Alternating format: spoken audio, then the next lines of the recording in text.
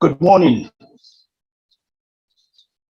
My name is Collins Ukeke. I'm the head of the sector group, so this Tabakova, which includes Space Law Practice Group. On behalf of our Space Law Practice Group, I welcome you all to this webinar themed Unlocking Space Opportunities in Nigeria. The global space industry has grown significantly since the first man landed on the moon in the 1960s. Since then, the industry has moved from a sector dominated by state actors to one that incorporates private sector actors. Citigroup and Morgan Stanley predicts the global space industry will grow from the current 400 billion to 1 trillion or more by 2040. He also predicts space satellite broadband will represent 50% of the projected growth of the global space economy. This is in addition to opportunities in space travel and mining. Nigeria is one of the first African countries to activate its interest in space. How do we position ourselves to benefit from the growing space economy? How do we develop our space laws, regulations, and policies to attract private sector investment? This essentially is what this webinar is about. Luckily, we have a very rich list of guest speakers and panelists to help us answer these questions. However, before we begin, I would like to introduce some of our special guests. I would like to begin by inviting. Hello, colleagues. Good morning. Good morning. I would like to begin by inviting Dr. Peter C. Ikwazo. Dr. Ikwazo is the Director of Federal Ministry of Science and Technology and Innovation, the Space Supervisory Ministry. He is the head of Department of the Environmental Sciences and Technology and currently Nigeria's lead technology development transfer negotiator for climate change negotiations of the United Nations Framework Convention on Climate Change. Dr. Ikwazo also has expertise in clean technology consulting and CBM projects.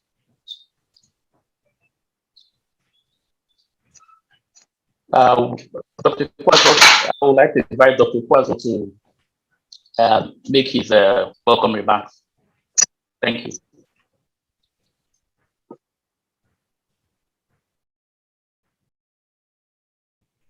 Dr. Ikwazo.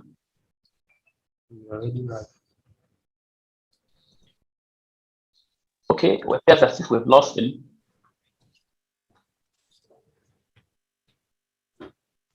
Hello, Collins. Good morning. Good morning. Good morning. Okay, he's back. Yes, so sorry. The network this morning is something else.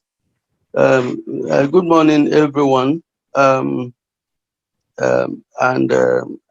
It's a good opportunity for me to use this platform and interact with very key personalities and key stakeholders.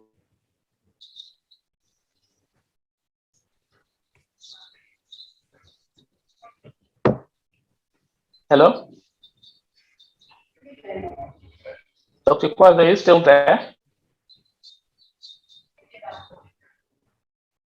Space policy and programs. It's the brainchild of Federal Minister of Science, Technology, and Innovation. And I was part of that legacy right from beginning when space science and technology was actually functioning under NASENI as one of the special departments.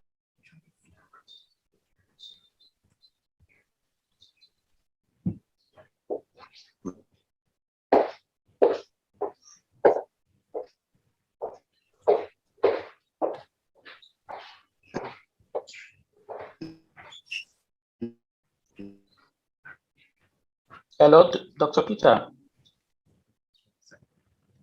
Dr. Peter.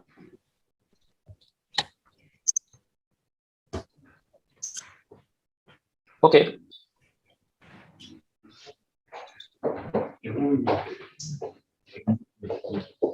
Dr. Peter,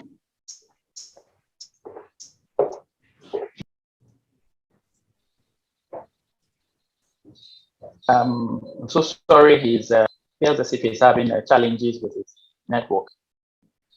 Let me see if any of our other.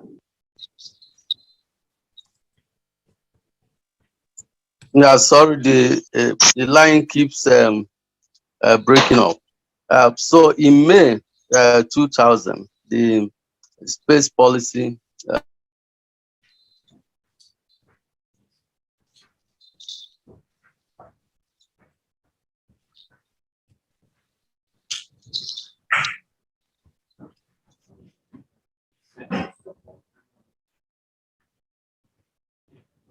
long-term perspective to see that we put all the structures, both human and material structures, in place to make it happen. And if you have read the space policy and programs, it also made room for creation of research centers. There are 6 research centers under the space policy. And we started with intensive human capital development. Just the same time that we decided to go to space, in we launched that our first satellites in 2003. Today, NASA boasts being and is the institution with the highest high-skilled personnel. So in the short term, I can tell you that we have achieved our goal, building up the human capital, kickstarting that, and launching some of the satellites, including communication satellites. And also the ministry succeeded in creating special purpose vehicle to actually drive the commercial aspects of the space program. However, there are challenges. That vision our long-term vision was expressed in the form of the space roadmap, which is from 2015 to 2030. However, there are challenges. The major challenge is the challenge of funding, and it is a problem across Nigeria. Even right now, I'm facing the same problem.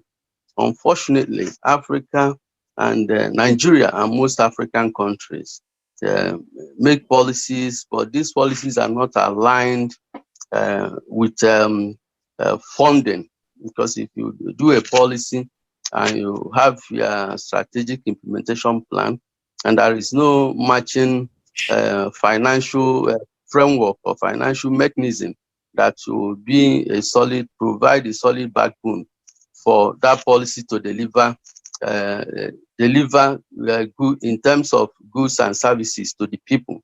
That's one major challenge, because as at that time when the policy was approved,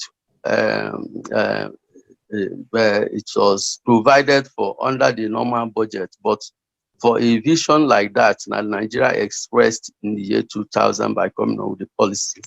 That policy should have been backed up with dedicated funding or special intervention fund, at least to ensure that Nigeria launched satellites. Nigeria was able to domesticate the data from the satellite and then use it to service all the sectors, from environment to oil and gas, transportation, in fact, to water resources. In fact, all these sectors are supposed to be serviced. But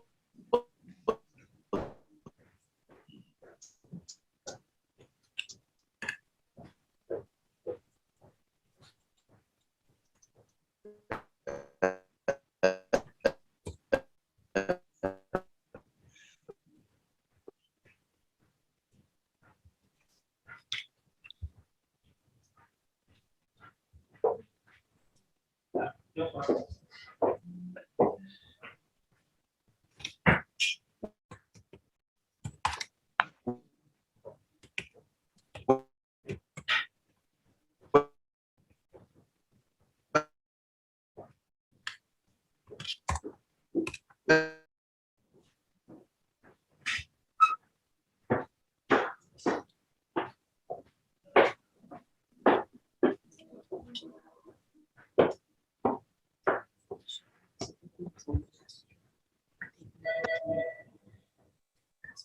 Collins, are you there?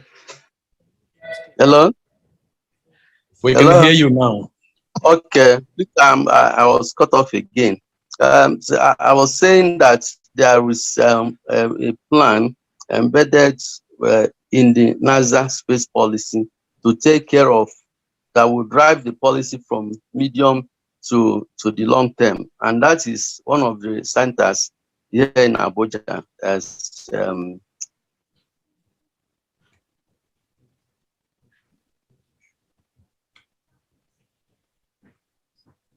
Hello? Hello? research programs for NASA. It's supposed to not only to sustain the human capital already built up, but also to now give Nigerians dividends from data from our space satellites and be able to even replicate what has been done outside. And you remember when we went to space, we also factored in issue of technology transfer, whereby the government paid special funding, $1 million on each head of one of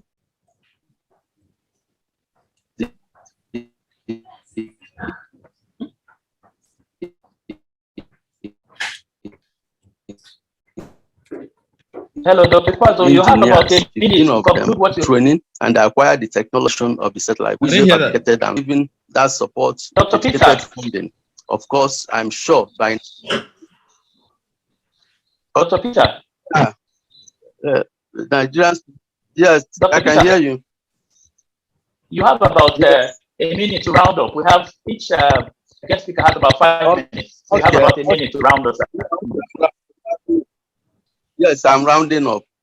So I just want to encourage Olisa Abakoba and to say that the ministry is also planning to work with them, because private sector is the missing link in our space program. So we work with your chamber to review the existing policy, and then your chamber will also hopefully look at even the act. And from there, we'll now see how private sector can come in and participate actively through public-private partnership, actively in the space program. Already, some actions have started in this direction. But please, I want to use the opportunity to thank your chambers for this giant stride. I really appreciate it. Thank you and well done. Thank you so much, Dr. Kwazo. We really appreciate your participating in this webinar. I will now invite Honorable Michael Moore, who represents the distinguished chairman of Senate Committee on Science, Technology, and Innovation, to make his opening remarks. Honorable Moore is a consultant to the Senate Committee on Science and Technology. He has a PhD in environmental geography and diploma on instrumentation from the Russian Academy of Science. He's a former member of the House of Representatives. Honorable Michael Moore, you're welcome. You can Thank you make so your much. opening remarks. Thank you so much, Collins. Like has been said, I am standing in for distinguished Senator Uche Ekunefe, the chairman of the Senate Committee on Science and Technology. So I'm reading straight from her speech. A goodwill message delivered by distinguished Senator Uche Lydian Ekunefe, chairman, Senate Committee on Science and Technology, on the occasion of the Olisa Abakoba Legal Space Webinar on the theme Unlocking Nigeria's Space Opportunities, the 13th day of July, 2022. I want to rely on existing protocols as I proceed. I bring you greetings from the President of the Senate of the Federal Republic of Nigeria, Ahmed Lawan, PhD. And thank you so much for inviting me to this webinar. I want to thank Olisa Bakova Legal for inviting me to present this goodwill message, and also for their blessing the trail in showing leadership in putting up a webinar on what ordinarily will be seen as an unusual area of interest for those in the legal profession. This is interesting and most commendable. I am also delighted by OAL in their partnership with key players in the sector with the objective of strengthening the policy, institutional and regulatory framework for space technology in Nigeria. I want to thank every single one of you that has found time to participate in this webinar. Scientists, lawyers, engineers, diverse bureaucrats, and technocrats. I recognize and commend the leadership of National Space Research and Development Agency, NASDA, for making Nigeria a visible player in the space science and technology. As a legislator and the chairman, Senate Committee on Science and Technology, with the responsibility of oversighting NASDA, being called upon to present a goodwill message is a function of this nature, therefore, places on my shoulder a very huge responsibility of setting the tone for this webinar as to what constitutes opportunities in space science and technology, with particular reference to Nigeria. Space science has been of immense importance to humanity ever since man first landed in the moon. Space science is not a luxury or an afterthought, but rather it is an essential case for growth of our nation. Indeed, what was at the beginning a global competition between US and Russia is now an instrument of global collaboration. The advantages of space sciences ranges from data generation for prediction of early warning signals against impending natural disaster, and is also an instrument for mitigation in disaster management processes. Information generated from space data analysis are veritable tools in support of agriculture, especially cultivation of crops in extreme weather conditions. Space science also has been of immense value in environmental information on global warming, climate change, and global pollution events, as well as for forest resources management. Of the many importance of opportunities offered by space sciences, its contribution to security cannot be overemphasized. Where it is adequately deployed, it provides real-time information for surveillance, reconnaissance, surveys, and communication for military operations. Space science is the basis for modern communication technology. It provides massive jobs, opportunities, and platform for cutting-edge medical research findings, as well as weather forecasting and other aspects of meteorology. In Nigeria, the leading agency on space science and technology is NASDA. NASDA was established by an act of parliament in the year 2010 with a core mandate to develop, coordinate, and build capacity for space science application, develop satellite technology for various applications, and operationalize indigenous system of providing space services, as well as other related matters. A mandate for which much have been achieved, but we have not gotten there yet. Currently, NASDA have over 8 activity centers spread across Nigeria, providing job opportunities, training for manpower capacity building, and also providing space data for all areas earlier mentioned. Although Nigeria has not invested much in local satellite manufacturing and infrastructure, it has in joint venture with China and UK in the launch of NICOMSAT-1, NigeriaSat-2, NICOMSAT-1R, and other satellite programs. As legislators, our commitment to space science and technology and its future is total and predicated on the understanding that it offers diverse opportunities as a result of various advantages associated with it. To this end, therefore, we will do everything within our capacity to ensure adequate funding and legislative inputs that will enhance NASDA to achieve its core mandate. Once again, I wish you a very fruitful deliberation on unlocking Nigeria's space opportunities. Thank you. Thank you so much, Honorable Michael Moore. Thank you for that presentation. I will now invite the DG of NASDAQ to make his Google remark. I can't see him, but I can see the legal advisor. I don't know. Faris Yahya. Good morning. Good morning. Good morning. Morning. Are you standing in for the DG or Faris Yahya? Can you hear me? Yes, I can hear you. Okay. Are you standing in for the DG or is the DG still coming? No, DG is around, just receiving some guests now, but he's going to join us shortly. Okay. But he's available. He's available to join us shortly. Okay. Okay. So maybe we should just move ahead. Once he joins us, we can now invite him to make his a Google message.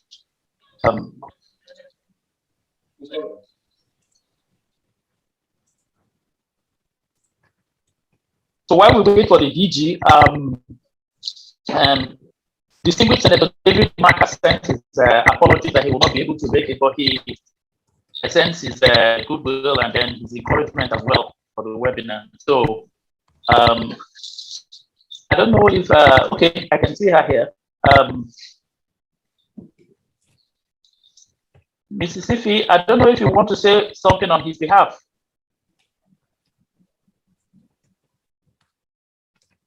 No, not really. He's occupied in UK. He has some health problems in his family, but he is extremely honored and delighted with this initiative and asks that he should be kept in the loop going forward. Thank you. Thank you so much, Ima. Thank you. Thank you for that information. While we wait for the DG of NAST, I think we should go into so that we save time, we'll go into the panel session proper. We have a very rich panel of discussants. We have Dr. Kafaya Olatiwo, Barrister Yahya Issa Ako, Olusoji Desta John, and Agi, and then Joshua Faleti. But I'm going to introduce them more. I'm going to provide more detail on the panelists. But I will give a brief rundown of the format of the panel session. All panelists will speak about their topics for about 10 minutes. After which there will be a question and answer session. And then it's very important that we all observe the time frames that are given for the webinar presentation so that we don't overshoot the time that we've planned for the webinar. And so I'm going to invite the first speaker for the panel session. I don't know if she's here. And see her.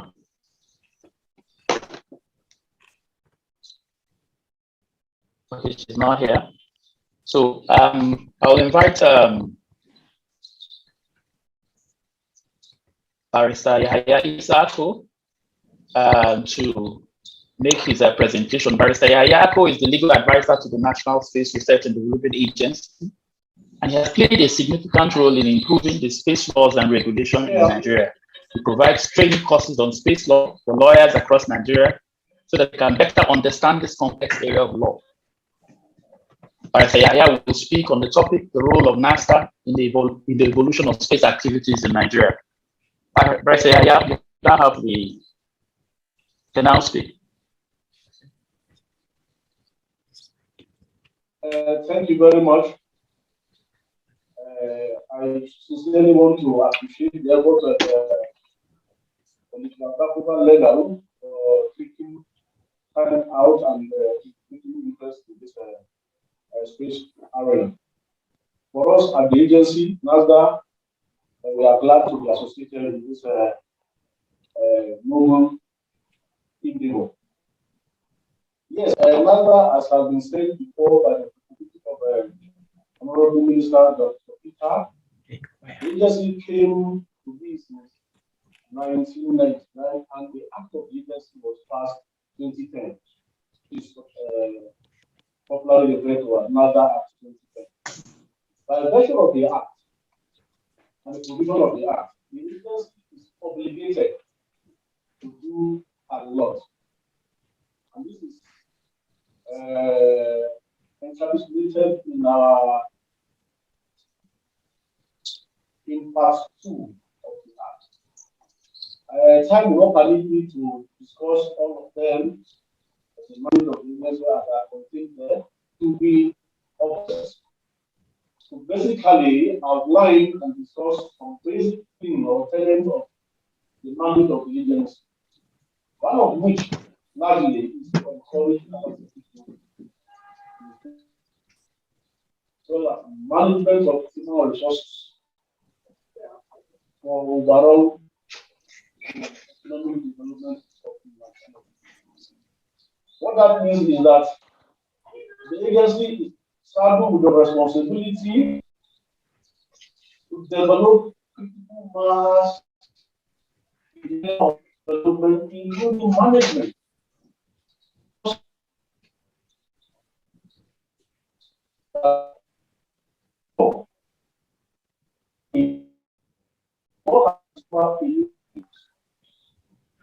And that province is the outer space. And it's equally non-contestable that it's either you are there or you're not there. And so the race for space participation or exploration of outer space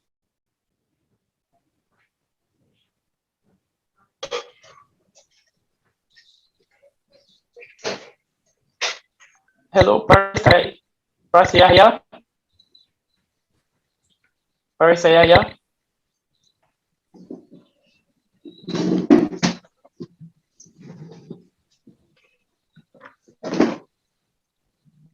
Parasayaya, I think we've lost it.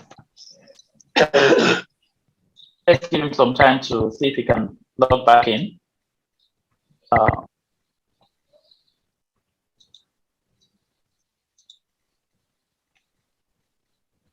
Okay, Parisayaya? Yeah. Parisayaya? I want to suggest maybe you put up your camera so that so that you don't put so much pressure on your bandwidth. Because your network appears to be breaking and then we can hardly follow what you're saying. I've done that. Okay. Let's see if it will. Can you hear me now? Yes, we can hear you clearly. So as I was saying before, the agency is obligated under the Act to build critical mass of scientists, engineers, and management experts in the area of space science, technology, and innovation. Before the agency came on board, the number of space academia was very, very few. The agency can pride itself in this area because no less than 200 PhD holders have been honored by the agency in this regard. No less than 250. And over 500 MSc in relevant fields, both in law, space law, both in space engineering, both in space science, are all here.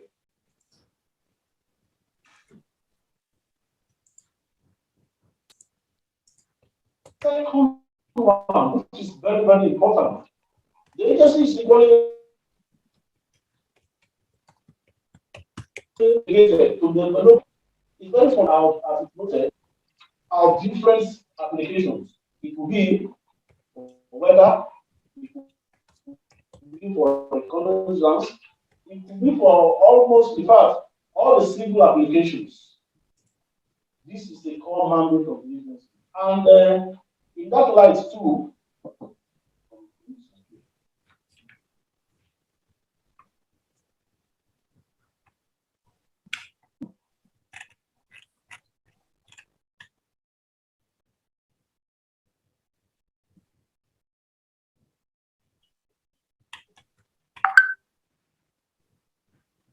think we lost him again. I think he's having challenges with his network. Give him some more time to see if he can back on. So as I was saying before, in the Okay. area of building capacity, can you hear me now? We can hear you. Though your line keeps going on and off. Capability and capacity. The agency is The phone closer to his mouth, probably. Hello? So you can go on. We can go on. Yeah. Hello? Yes, we can hear you. Even though the line is not so clear, but we can hear you. Hello? We can hear you. We can hear you. We can hear you. Can you hear me? Yes, we can hear you.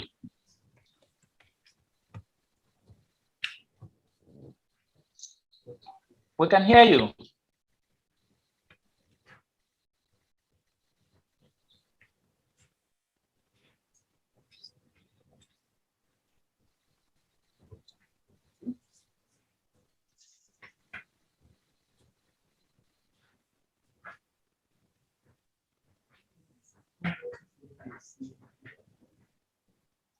Barcelona?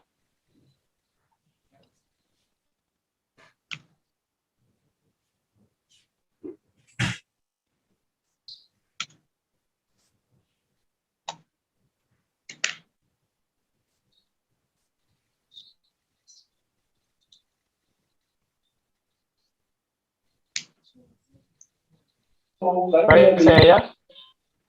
Yes, we can hear you now. Hello?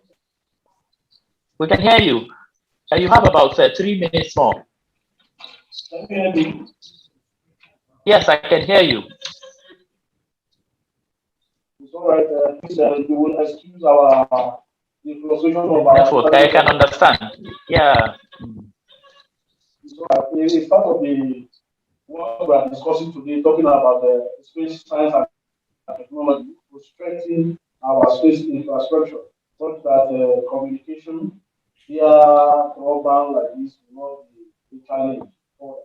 However, as I was saying before, I was saying that one of the mandates of the agency is to develop satellite technology for various applications, as well as operationalize the digital space system, providing space services.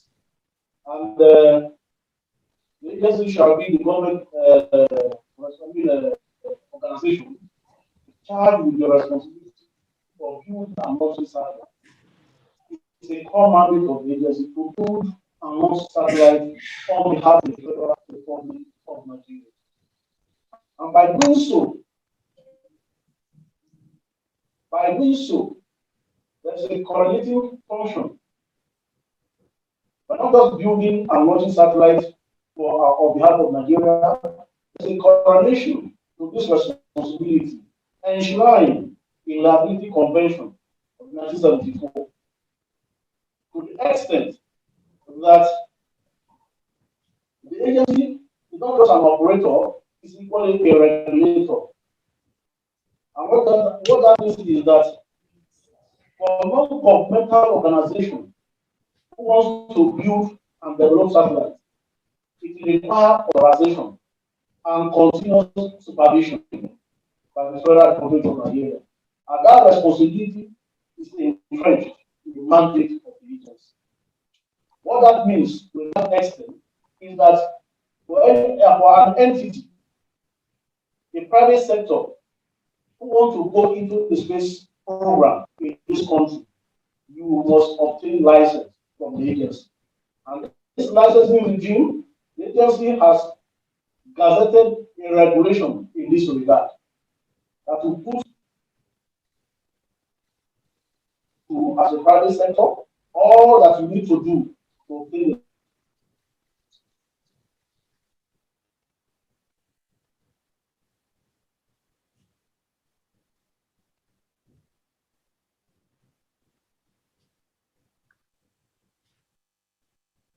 I think we've lost him again.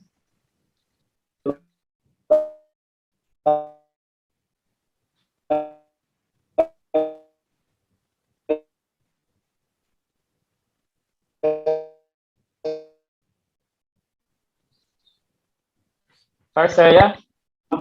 or operative in this region. We lost him again, but I think he was trying to make a very important point about the licensing regime of NASDAQ. I think it's only fair that we allow him to make that point. Barrister, yeah? Hello? Yes, okay, we lost you for, yes, we can, you were talking about the licensing regime for NASDAQ. So, Yes. so you can go on. Okay, good.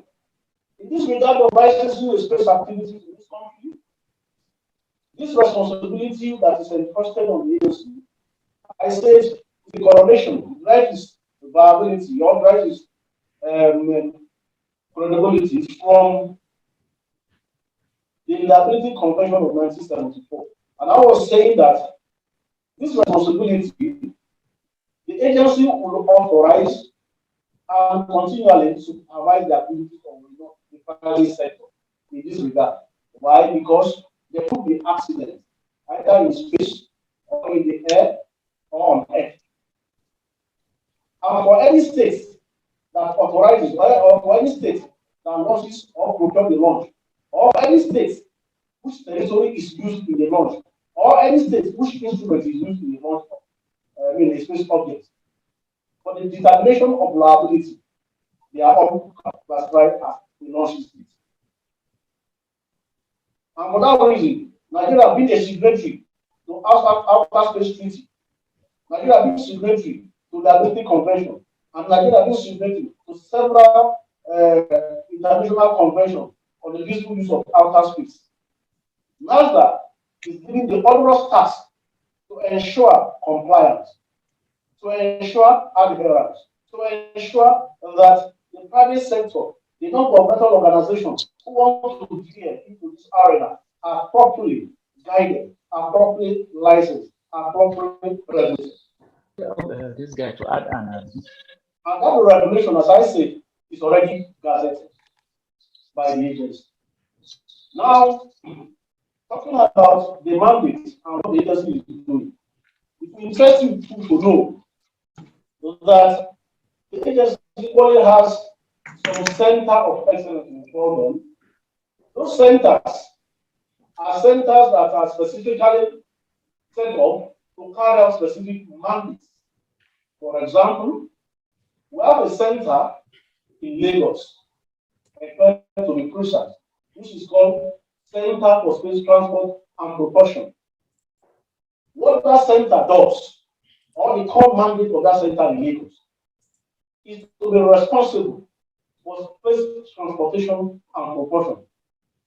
To put it literally, you take an object from Earth to space. The process through which it gets to that space is the process of transportation. And because of the comparative, Who is that? Who is that? because of the comparative advantage, Nigeria is situated along the equatorial line. And for that reason, the advantage is very, very huge. That for us to move to space, we are closer. The proportion you need, the fuel you need to go to space, Nigeria is lesser compared to other countries of the world. And so that center is not by accident that is located, and they are doing tremendously well in this regard. Secondly, we have another center called Center for Satellite Technology Development. That center is located here in Abuja, the same headquarters of NASDAQ. What is the center supposed to do? Talking about building indigenous capability and capacity. That center is supposed to train engineers and scientists in the development of building and developing satellite technology. The area of launching, telemetry, tracking, and control of all satellites through Earth observation, be it communication satellite, meteorology, even scientific research. And as I speak to you, the critical mass of engineers and scientists that have been produced and have been produced in this center is very, very huge. It's very, very, very encouraging.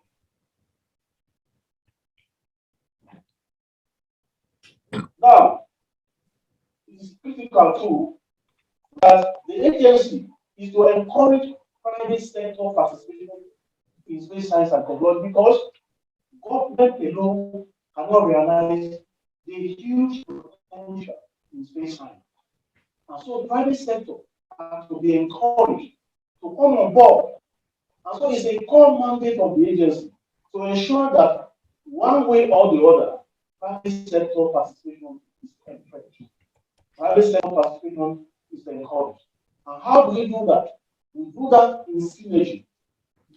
Sign several memorandum of association, of understanding. We do a lot of collaboration in the area of joint research work. We do a lot of collaboration in areas of even today we are planning and we are doing a lot of synergy, a lot of collaboration to the extent that we want to commercialize our patented research work. And we do that in conjunction with the private sector. And how do we commercialize? The essence of commercialization is to get revenue drive for the nation. Now, if you carry out a research work and you allow it to gather dust on the shelf without taking it from the shelf to where the research work is desirable or it is needed by the end user, that research work continues to be a research work. But now, the agency is taking it further from just being merely a research work to the marketplace, where the private sector will be able to have a handshake, take it to where the end users can be reached. And this is, as we speak, is ongoing seriously. We have signed several joint venture agreements for this time, a memorandum of understanding, and a lot of collaborative design is ongoing. So part of the mandates that the agency is set up to do. Thank you very much, and God bless everybody. Thank you, Barrister Issa. Thank you so much for that presentation. Actually found very interesting the part about the licensing regime and the importance for any person that is interested in going into space activities in Nigeria to be registered with NASDAQ. I know a lot of people may not be aware of the existence of that regulation. Thank you very much for the presentation. I also want to point out that if you have any questions, kindly indicate them on the chat box. You can indicate them on the chat box, as we'll have a session for questions and answers. Then we'll take all the questions at the same time so that we don't interrupt the entire presentation. So I'll now invite our next speaker, Anadi.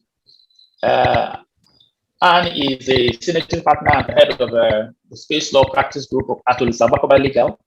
She's also a lecturer at the prestigious University of Calabar. She holds a certificate in space law and policy from the International Academy of Space Law, Russia, and is a member of the African Space Community, Women in Aerospace Community, and Space Law and Arbitration Association. Anne is a space enthusiast who is very passionate about her outer space affairs and space law and policy, and strongly advocates for the inclusion of space law in the university curriculum.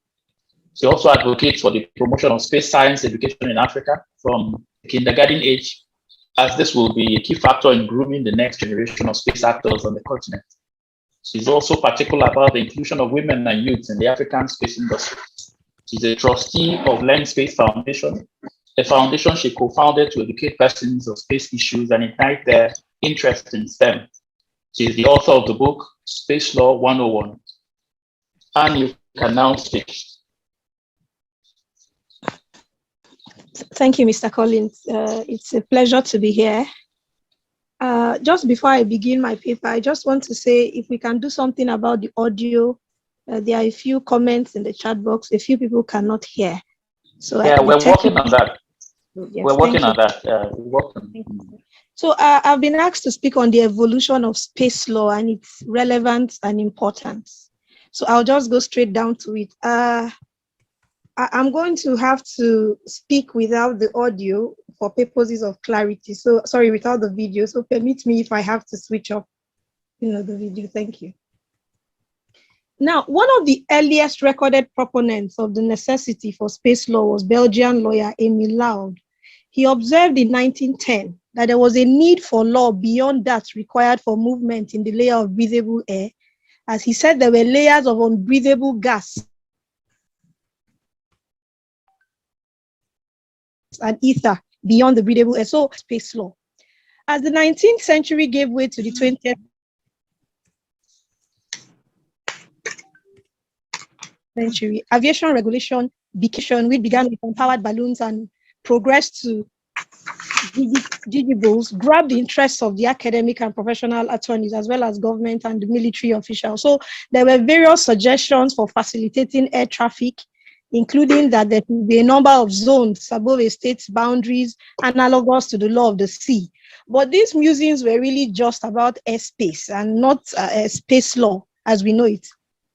However, the Paris Convention in 1919 recognized each state's country's sovereignty over the airspace directly above its territory, which was then later reaffirmed in 1944 by the Chicago Convention. So some jurists at this point began to think about higher things. They began to say what rules might apply to space operations, what rules should be adopted, and all of those things. This was in 1919, but despite all of these musings, space law was not recognized as a distinct legal area until 1926. And why was this so? In 1926, there's a man called V.A. Zaza. He was of the Soviet Air Ministry. He wrote a paper, and he stated in that paper, which was primarily about aviation, that state sovereignty over airspace has an upper limit, and that a separate legal regime will be required to deal with that arena beyond the normal upper limit we know, which was for a high altitude flight and interplanetary communication. And that this area should be free of control by subordinate states. His paper raised a lot of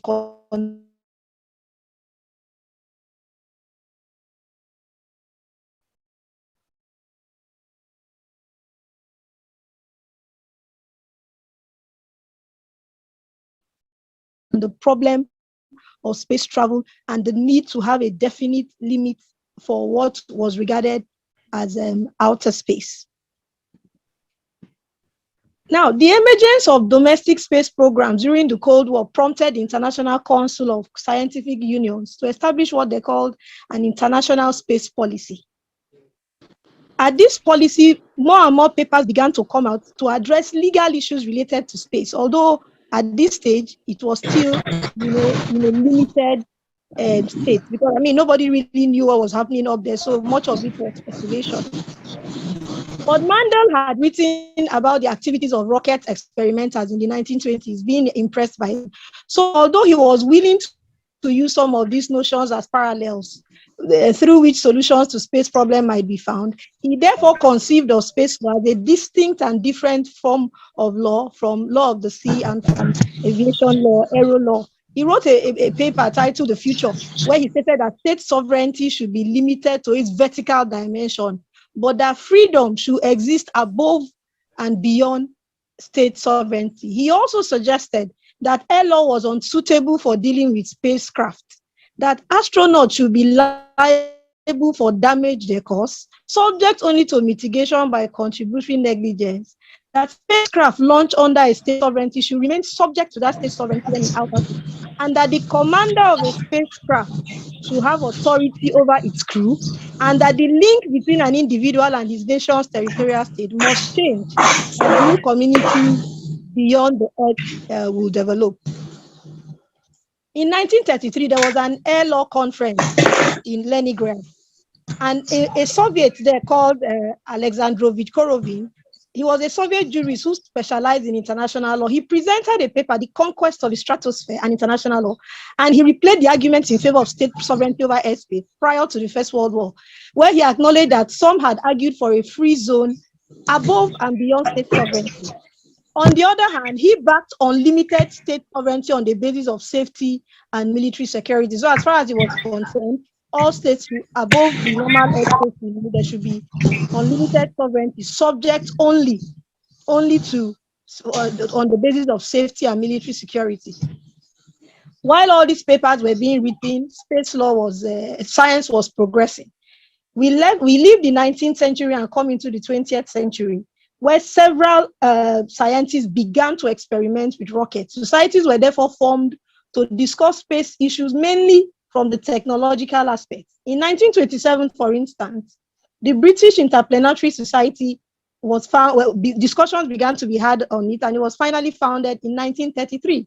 And they published their first journal in 1934, which talked about the laws that will regulate outer space. By the 1930s, enough progress had been made in rockets to peak military interest, and experiments were started in the German employment of the V2 in the last months of World War II demonstrated that progress had been made with rockets going up to outer space. There was therefore no quicker incentive to advance technology than war. The scenario was set when, at the close of World War II, both the East and the West hurried to supplement their research people, by having more and more people going into research on outer space because of the successes of rockets launched during the war. We move quickly to 1949, where one of the members of the British Interplanetary Society claimed that the moon was humanity's shared heritage. However, it was only in regard to the Antarctica that this idea of a zone being set aside was discussed. In 1942 at Caltech, assisted by a lawyer, Henry G. Halley, Theodore von Harkamen and other rocket scientists formed what they called the Aerojet Rocket Corporation. Now, it is instructive what they said when they were launching this corporation. To trust the new corporation, Kaman said, "Now, Andy," that's referring to Andrew G. Haley, "now, Andy, we will make rockets. You must make the corporation and obtain the money. Later on, you will have to see that we behave well in outer space. After all, we are the scientists, but you are the lawyer, and you must tell us how to behave ourselves according to law and to safeguard our innocence." Indeed, Halley went on to publish a book, Space Law and Governance, based on that statement his friend made. We will discuss this later when we discuss the importance of outer space law, because like Kaman said, we need to be taught how to behave ourselves in outer space and according to law and to safeguard our innocence. That indeed will be the basis later on for most of the space laws that we have. Discussions on space law continued till 1949, where a British engineer published a letter that had an opinion summarized in a brief word that will become a central subject of space discussion for the next 50 years. The letter, sent in defense of the moon, stated, "The moon is not their property. It is the common legacy of man." He was writing this as a rebuke to the US government that had gone up and then put up a flag in the moon. In addition, an introductory examination of the emerging science of astronautics was published in 1949 in the same brochure. And therein, Lionel Lamin posited that the conquest of space may mean that all of the solar system, not just the Earth, deserves to be viewed as man's heritage. So we see now that space law concepts arose in several countries, sometimes simultaneously, sometimes some reinforcing others, some arguing, sometimes because of what nations like the United Nations and United States had done and all of that, and because of several astronautical programs that were going on. But there were little attempts at cross-communication, and no institutions functioned on a consistent basis. Everybody just wrote papers and said their opinions. Quite instructive are two papers published in 1940 again. One was another paper published in response to the first paper I mentioned. And it appears to be the first literature in the English language dealing with state sovereignty at extreme altitudes. One of those papers, written by Otto C. Clarke, said this. He subtitled it "Astronautics and its Impact on Human Society." Therein, he assessed the influence of emerging space flight on civilization and emphasized that national sovereignty must be limited over there, because otherwise, in the course of the day, on a spinning globe, any country will lay claim to a huge section of the universe. On August 28, 1948, another important idea was published, this time by the US Department of State. In a brief statement headed Discussions Asked on Antarctica's Territorial Problem, the US Department of State said this: the Department of State has approached the governments of Argentina, Australia, Chile, France, New Zealand, Norway, and the United Kingdom informally with a suggestion that a solution for the territorial problem of Antarctica be discussed. It is the viewpoint of the Department of State that the solution should be such as to promote scientific investigation and research in the area. The Department of State has suggested that this can perhaps be done most effectively and the problem of conflicting claims at the same time solved through agreement upon some form of internalization. The Department of State expects that the question is one which will require an extended exchange of views, consideration of suggestions, and probably reconciliation of varying viewpoints. Until such exchange of views and necessary further study is completed, it is not believed that any useful purpose could be accomplished by any conference on the subject.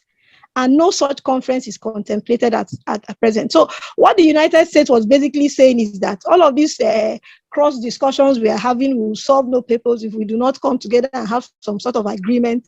Although they were referring to the Antarctica, that notion of a form of internalization began to be the means of boosting all other notions about unity and discussions about space law, because the paper was saying there must be exploration of these extremes on the basis of research and some kind of unity. So this became a key concept in the formulation of other international agreements that would later impact space law.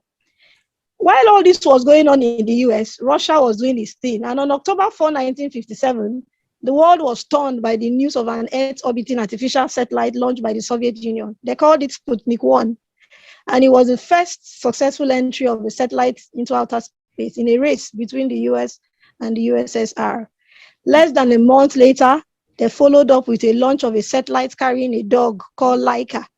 Laika survived in space for 7 days before he was put to sleep, before his oxygen supply would run out.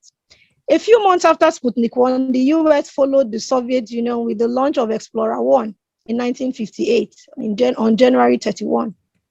The launch of Sputnik 1 and Explorer 1 prompted the US to approve its own Space Act and formally organize its space program, and it established the National Aeronautics and Space Administration, became a civilian agency with the goal of peaceful exploration. And since space exploration necessitated crossing international borders, at this point, we can begin to say space law began to formally evolve. All these developments led to this evolution. And what did the United Nations do? Because both the US and the Soviet Union had taken a key interest in international policy and development, traditional laws of sovereignty, which allow any nation to claim unoccupied and uncivilized lands for itself, were found to be ineffective in space territories, and countries could not extend their dominion forever. In 1957, President Eisenhower of the United States introduced the concept of space law to the United Nations as part of disarmament negotiations. And in 1958, bilateral talks between the US and USSR resulted in the presentation of problems to the UN for debate, because at this point, the hostility between both nations had become as such that everybody was worried with the incursion into outer space, war could break out over our heads. So when the president of the US at that time presented this before the UN, on the basis of this proposal by the US and 19 other states, the United Nations General Assembly in 1958 wasted no time in establishing the Committee for the Peaceful Uses of Outer Space, called the UN Corpus. The job is to oversee the activities of spacefaring nations and any legal problems which may arise in the exploration of outer space, and to determine the practical and feasible ways in which space-related problems could be undertaken under the UN auspices. UN Corpus met for the first time on May 6, 1959. Other bodies were now formed from US Corpus. You now have UNOSA, which is the United Nations Office for Outer Space. You have the United Nations Office for Peaceful Uses of Outer Space and its Secretariat. UN Corpus now formed the Scientific and Technical Subcommittee and the Legal Subcommittee on Outer Space. These committees have long served as a platform for the discussion and negotiation of international space agreements. Recognizing the common interests of humankind in outer space and seeking to answer questions on how outer space could benefit man, the UN General Assembly also adopted its first resolution on outer space. They entitled it Question on the Peaceful Use of Outer Space. And we also had another resolution following quickly, resolutions 1721 on international cooperation in the peaceful uses of outer space. This was passed in 1961. And it entailed that states should conduct themselves in an appropriate manner and provide information if they were launching anything to outer space. So we see that space law, is taking a form, because we are saying, hey, if you want to launch anything, the UN has agreed that we all need to know what it is you are launching. So we now, in 1963, the UN General Assembly again established another resolution called the Declaration of Legal Principles Governing the Activities of States in the Exploration and Use of Outer Space. This was later transformed into a legally binding treaty, which is the Treaty on Principles Governing the Activities of States in the Exploration and Use of Outer Space, including the moon and other celestial bodies. This 67 treaty was founded on basic fundamental concepts. This treaty prohibits all test detonations of nuclear weapons except for those conducted on the ground. So from this point, international space law evolved formally. UN couples guided by the principles of consensus, very important. When it comes to outer space, the principle of consensus is important. So in its decisions, everything was drafted. Other international agreements are currently in force were still drafted. We therefore have certain eras in space evolution. You have the first era I talked about, 1957 to 1979, about a decade after the establishment of Corpus. The major space treaties like the Rescue Agreement of 1965, the Outer Space Treaty of 1967, the Liability Convention of 1972, the Registration Convention of 1975 came into being. So this period spanned 1957 to 1979 and is referred to by some jurists as the classical period, as it is this period where major space law documents and structures were conceived. These laws form international law space regime. During this era, space activities could only be done by states and their governments, but not by private entities. It was towards the end of this era that it was agreed that private entities could participate, but that their governments will have to take full responsibility. The second era spans 1980 to 1992 and is referred to as the transitional period. And this is a period where states became more involved in space activities, and then private sector came in with the entrance of new actors, divergent views and opinions arose. And in the absence of consensus, what states did was that they began to sign bilateral agreements. So 1980 to 1992, we saw lots of bilateral agreements between states launching into space. So this phase saw a departure from the first era where it was the United Nations making laws to bilateral agreements. Whereas the first era was characterized by these legally binding agreements, this phase saw the adoption of several non-binding United Nations resolutions. And this was deliberately done because the UN saw the need to soften legal obligations imposed on space and non-spacefaring nations. This era also bettered the Moon Treaty of 1984. And as a convention application made space activities more diverse, domestic space law and bilateral treaties rose to the rescue, to fill in these gaps. I'm rounding up shortly. Now, we have the third era, which is 1992 to present. This is the modern era of space activities, our own era. It is characterized by an increase in technological and commercial use of space. This period evidences the rise of new space actors, commercial investors in space activities, and the use of space tech for economic and sustainable development. So today you have a lot of trans-border circulation of people, goods, and services in this area, globalization. What this therefore means is that we are using space more to assist ourselves in technology, in travel, in education, and this has led to more and more commercialized and privatized activities in the space sector. Therefore, since states are bestowed with the obligation to authorize and supervise their national space activities, it's now imperative on them to have it became imperative for them to have their respective national space regulations and legislations. And so this is the era where several space legislations have been enacted by various nations to regulate space activities within their borders. So if I were to summarize all I've said, right now, space law is currently two-tiered. From all the history I've said, the first tier is the international law of outer space that governs the activities of nations, international persons, and deals with cooperation between states. Then you have the second tier, which is national laws adopted by spacefaring nations. These laws govern the activities of states and their space agencies, implement the principles of international law at domestic levels, and regulate the activities of their nationals, both physically and for juridical persons. Then the second part of my paper talks about the importance of space law, and this is why I round up. Why do we bother? You know, I had talked about an entrepreneur speaking to his friend, the lawyer, Gailey, and saying to him, we make the law, we go to space, we do the rockets, you tell us how to behave. In the words of President Lyndon Johnson, the 36th US president, he says, we have never succeeded in freeing our planet from the implements of war. But if we cannot yet achieve this goal here on Earth, we can at least keep the virus from spreading. We can keep the ugly and wasteful weapons of mass destruction from contaminating space. And that is exactly what our treaties do. So the number one idea behind space law is conflict prevention and peace. If here on Earth we cannot agree on anything, and we have seen the damage that has caused, now that we have the opportunity to venture into outer space, we must have laws in place to indeed teach us how to behave. Now, the second reason is regulation and governance. Just as there are laws governing the affairs of man on Earth, there is need for regulation and governance in the exploration of outer space, and this cannot be overemphasized. Space cannot be a lawless zone. So the primary goal of space law is therefore to ensure a rational, responsible approach to the exploration and use of outer space for the benefit and in the interest of all mankind. To this end, we have all those treaties that we have talked about. It is through these instruments that states cooperate to ensure a sustainable use of outer space that benefits all of us.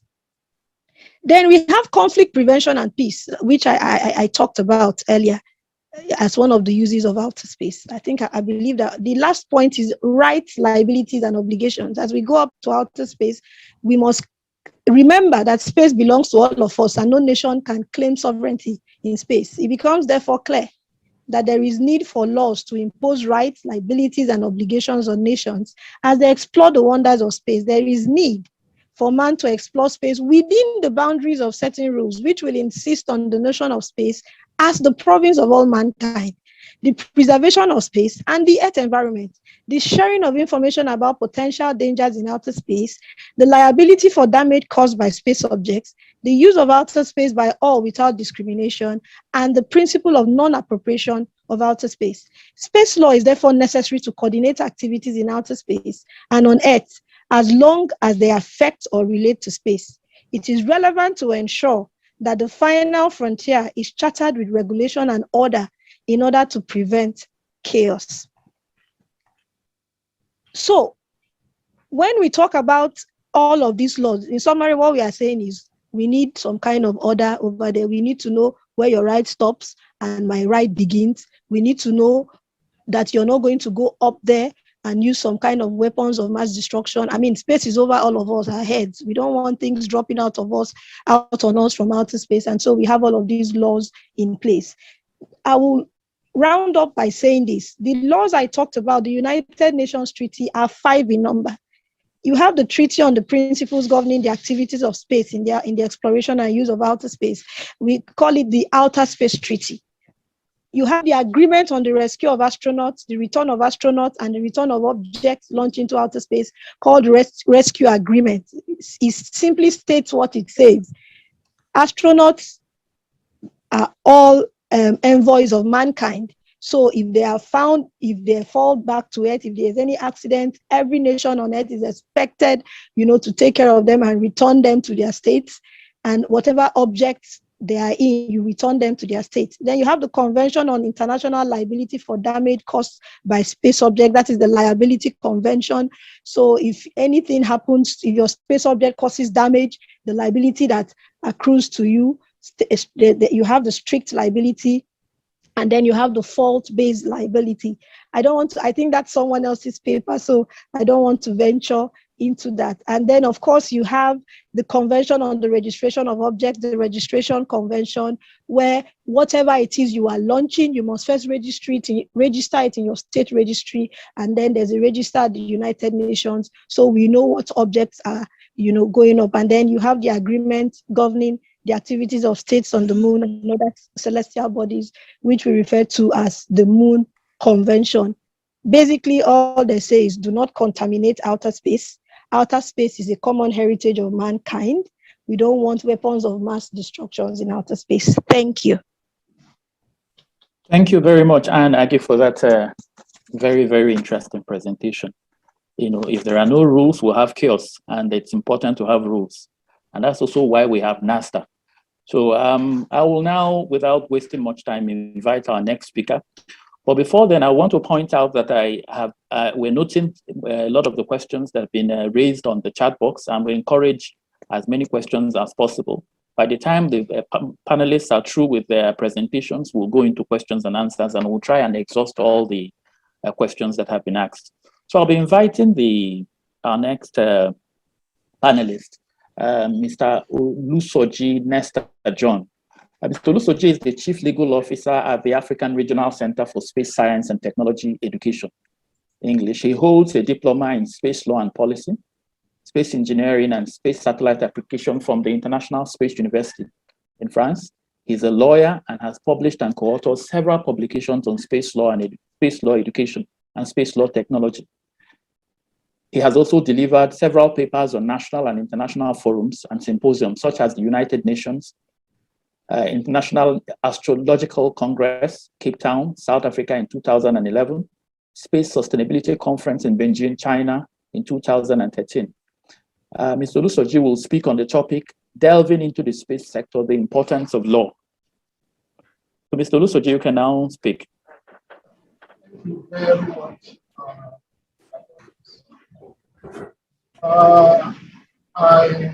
Mr. Olusoji. Yeah, I can hear you. Hello, can you hear me? Yeah. Good morning. Oh, good afternoon. I am speaking. I'm going to, in the next 10 minutes, speaking on the topic, delving into the space sector, the importance of law. And has actually touched so much on my topic, and that has helped me. That will be helping me to speak less on the issue. I will have to pick up my video because of network. It's really heavy. Okay, that's fine. So that you can hear me clearly. Yeah, thank you. Sorry, just okay. Like I said earlier, my topic is delving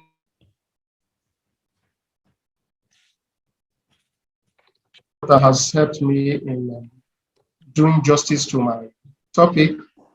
I'll be speaking less. Now, I will start by saying that the of man to connect the earth to space was recorded in the Holy Book of the Christian, that is the Holy Bible, in Genesis 11:4, where the people of Babel attempted to go to space through laying of bricks technology. He said, "Come, let us build ourselves is in the heavens." This was the first cooperative space activities by humans. And it recorded the first cooperative, there was actually cooperation, but there was no record that they had rules governing them, and this chaos. And they ended up failing. Then humans continued the pursuit in scientific development and discovery until 15th of October 90, Sputnik 1 launched.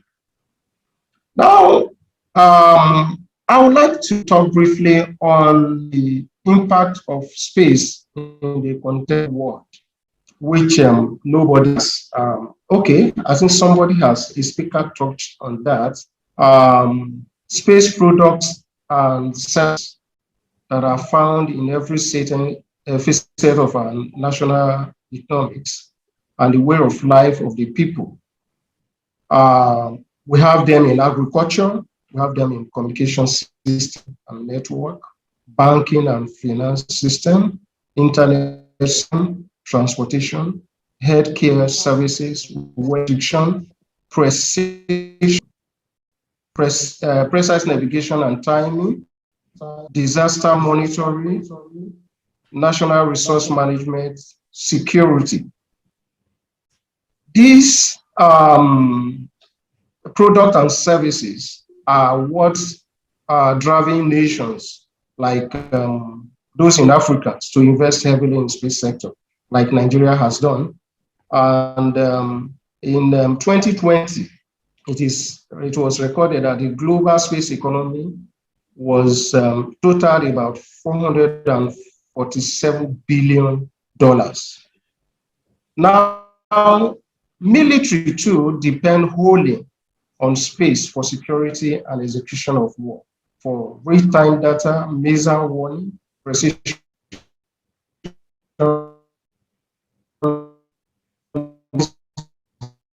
gathering, reconnaissance, and precision warfare. Exploration generally with challenges. Space exploration is not excluded from in the exploration of space. Issues arise that law is expected to address. And these issues are liability, environmental issues, disputes, international cooperation, ownership, rescue, and return. Then space technology use. If you look at what I said about, I mentioned the civilian use of space products and services and the military use here. So space law actually is these issues. The first Sputnik 1 was launched on October 15, 1957. There were earlier suggestions, discussions, and speculations. Space legislations, that is space law, actually started after the launch of Sputnik 1. As Anne has mentioned, though there were discussions before them. As soon as access to space became practicable,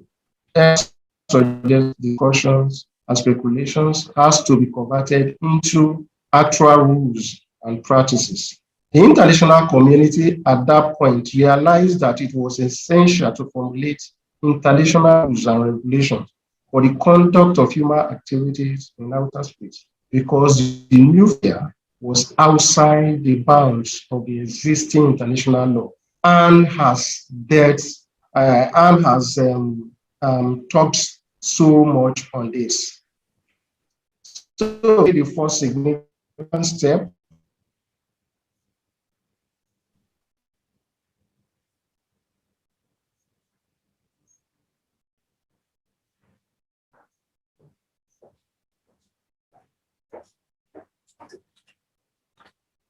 to the committee, that is UN, guided by the principle of consensus in these decisions, drafted other significant international agreements between 1967 and 1979. That is the Outer Space Treaty, the Rescue Agreement, the Liability Convention, the Registration Convention.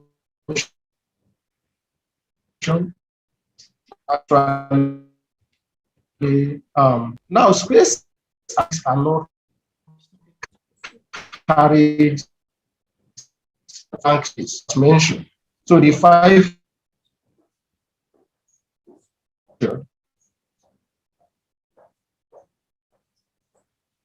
were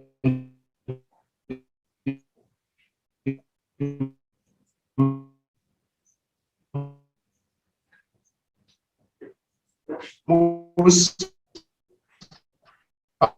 a party. I would say the 5 UN treaties, but especially the Outer Space Treaty, the Registration Convention, the Liability Convention, and Return Agreement. So the treaties cover some main principles and provisions related to space activities. Some are enunciated in the other treaties. The former speakers have mentioned benefit and interest of space. You see that in Article 1 of Outer every destroy and use Article 2. 1, 2 of everything can be appropriated. Article 2 of Outer Space, non-weaponized, non-militarization space. You cannot weaponize and you cannot this treaty. Then peaceful outer space is for purposes that shape and jurisdiction and control, Article 2, Registration Convention, and Article 8, Outer Space Treaty. Whatever you launch outer space, you control. Even in space, the international responsibility for the activities of private entities, that is Article 6,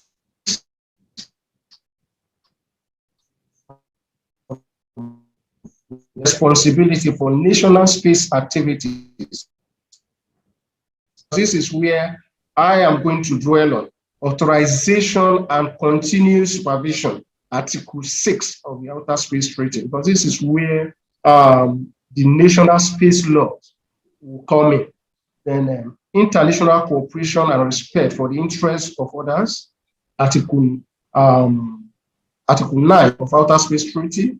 Then protection of the Earth's environment, astronauts as events of mankind as diplomats, Article 5 Space Treaty, exploration and use of natural resources, Article 4 of the Moon Agreement.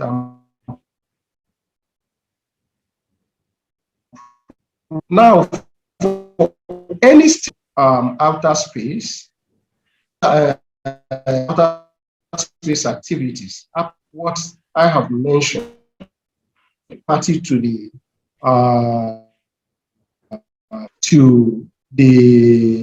treaties, the principles have a law, a national law, and these principles that I've mentioned must be the core tenets of this law.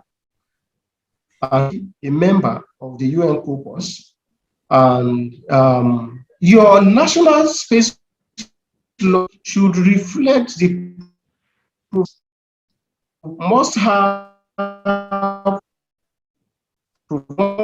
supervision provision, must have registration provision, and you must have liability provision.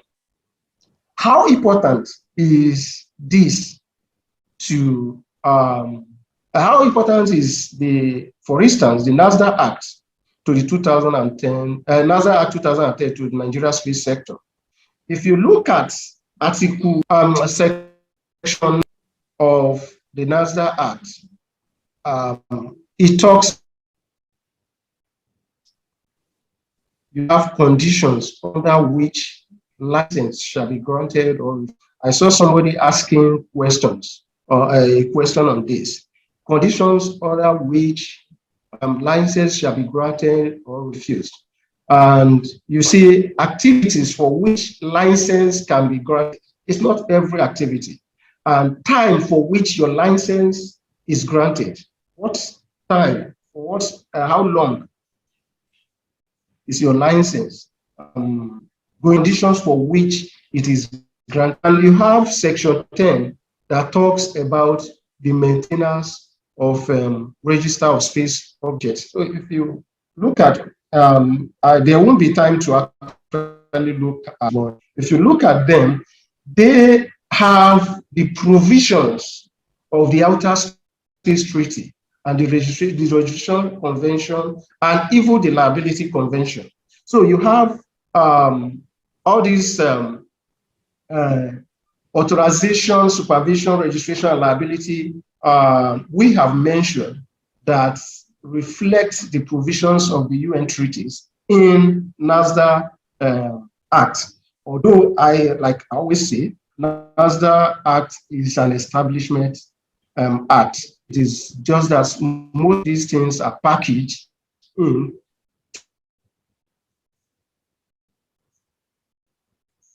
to reflect Space Act.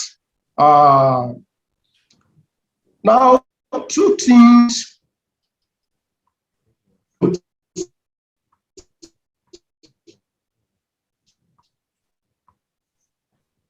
is that treaties, now what the states do is that they form their national space laws that deal with the specific things. Like I mentioned, those specific things that I've mentioned to execute their obligations on the treaties.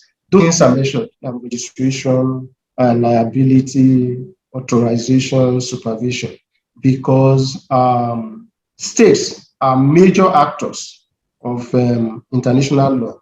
If an accident happens between an authorized space,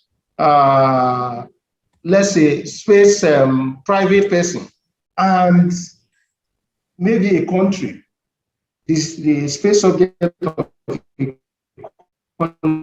country that authorize that space activity, that will be held liable, not the person that is undertaking such activities. So let me at this moment talk about the Africa Regional Center for Space Science and Technology Education Postgraduate Diploma Program. We have started space law, diploma in space law. We just finished this session and we'll be taking our students at the end of this month. So we have the online, we are planning the online program for the 9 months and the on-site. So I think I will encourage lawyers that are interested in space law to check our website or ask questions concerning this and enroll in the program. We are doing very well, and I must tell you that if you pass through our program, there is no school in the world that that can actually beat our records. Thank you. Thanks for listening. Much, Mr. Olusoji, for that presentation. Thank you so much.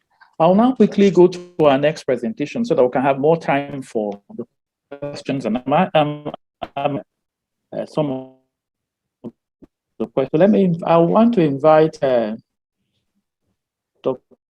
Olatinwo. Kafayat is a senior lecturer at a prestigious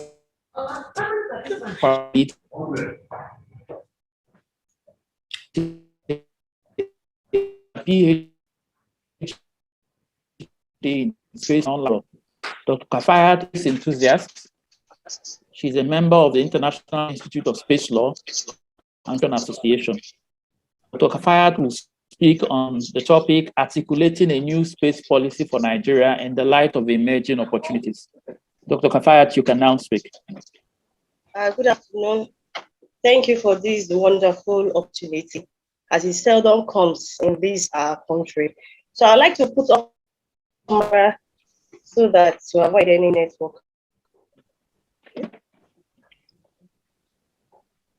All right, please, can you hear me? Loud and clear. Loud and clear. Oh, fantastic. Thank you.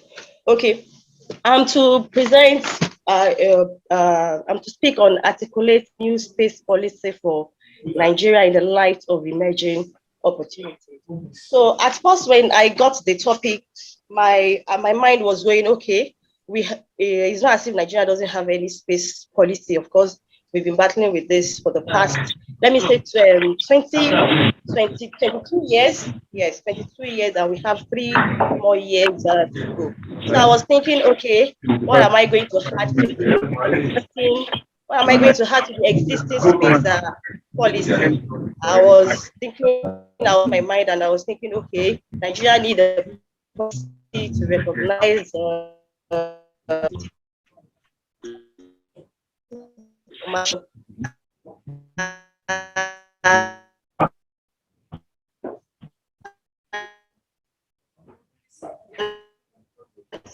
I thought no, not go on going that line. Out as government has established agencies in Nigeria, well-functioning agencies. As we have of technology, we have several centers and why is Nigeria not competing? Hello? Sorry.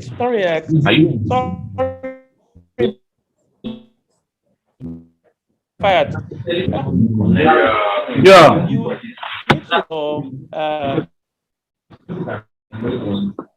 mute your microphone. You can.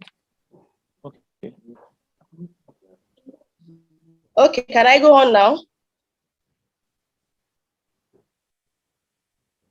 Hello? You can go on. You can go on. Okay. I said I was not going to cook up some end of the day may not actualize because we are already in policy and we are stuck. So many things that the government has projected, like building our own, manufacturing our own space satellites, launching from a spaceport and several others. So I got thinking, what is the problem with our roadmap? So I thought, okay, I could add something else,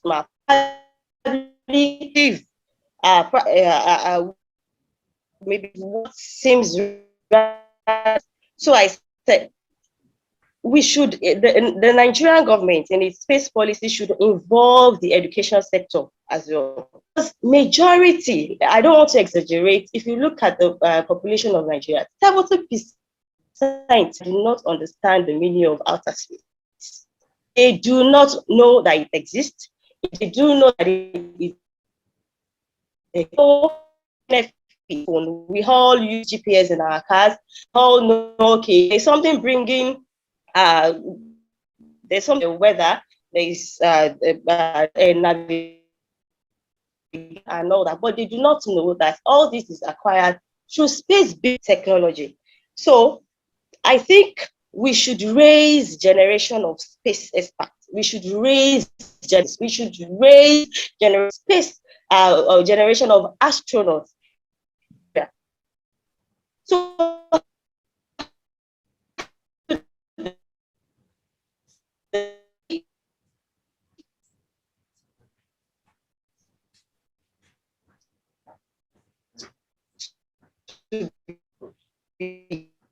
involved. We should astronaut level thought determines this tools. So let's build a generation of space experts. So by introducing astronomy, there is this NASA, there is this dog in NASA, that's the US Space Agency. He said he went for a community outreach to a school of kids equivalent to our own grade school in Nigeria. And he was teaching, and they went to teach astronomy. We do not have it here. Majority of the people walking on the street do not know the meaning of outer space. They do not know the benefit of outer space. And we want to have scientists. We want to have our own satellites being our own satellite being made here in Nigeria. Let our students from grade, let them be introduced to subjects that will make them to develop interest in space science, interest in space-based technology. And one of a speaker earlier on mentioned the fact that is the problem is with the investment. When we decide that we want to bring astronomy, we want to bring space into the school, it has to go hand in hand with the facilities. It has to go hand in hand with the equipment to be used. In secondary schools, if we say we want to do astronomy, we want to do astronautics, it shouldn't be just classroom, it shouldn't be just theoretical. There has to be a state-of-the-art facility for the students, especially in the university. From my institution, Kwara State University, that's the university that first started aeronautics and astronautics in Nigeria. I'm talking about university now. And as a space law expert, I was asked to go and teach this set of students, engineering 500 level, to go and teach them law of aviation. I got to the class, I look at the course content, and there is nothing like space law there. What did I do? I said, I cannot come to this class and then leave this class without also impacting my knowledge of space law. So I just dabble around it, take them Article 1, 2, 3, and 4, and then the notorious Article 11 of the Moon Treaty. At least know that there is something also in space law. So this is where I'm going. In the universities, we should have faculties, full-fledged faculties, that the sole aim is to get astronauts out of them. The sole aim is to get scientists, space scientists out of them. How long do we continue to take the services of China, the services of UK and Russia to launch Nigerian space, to build? Our involvement in building the satellites so far is so minute. It's so minute. So how long do we continue to do that if we don't build our own scientists to build that satellite with us? We have centers, we have good personnel, but you see all these students in the school, it's not as if they don't have the IQ to invent.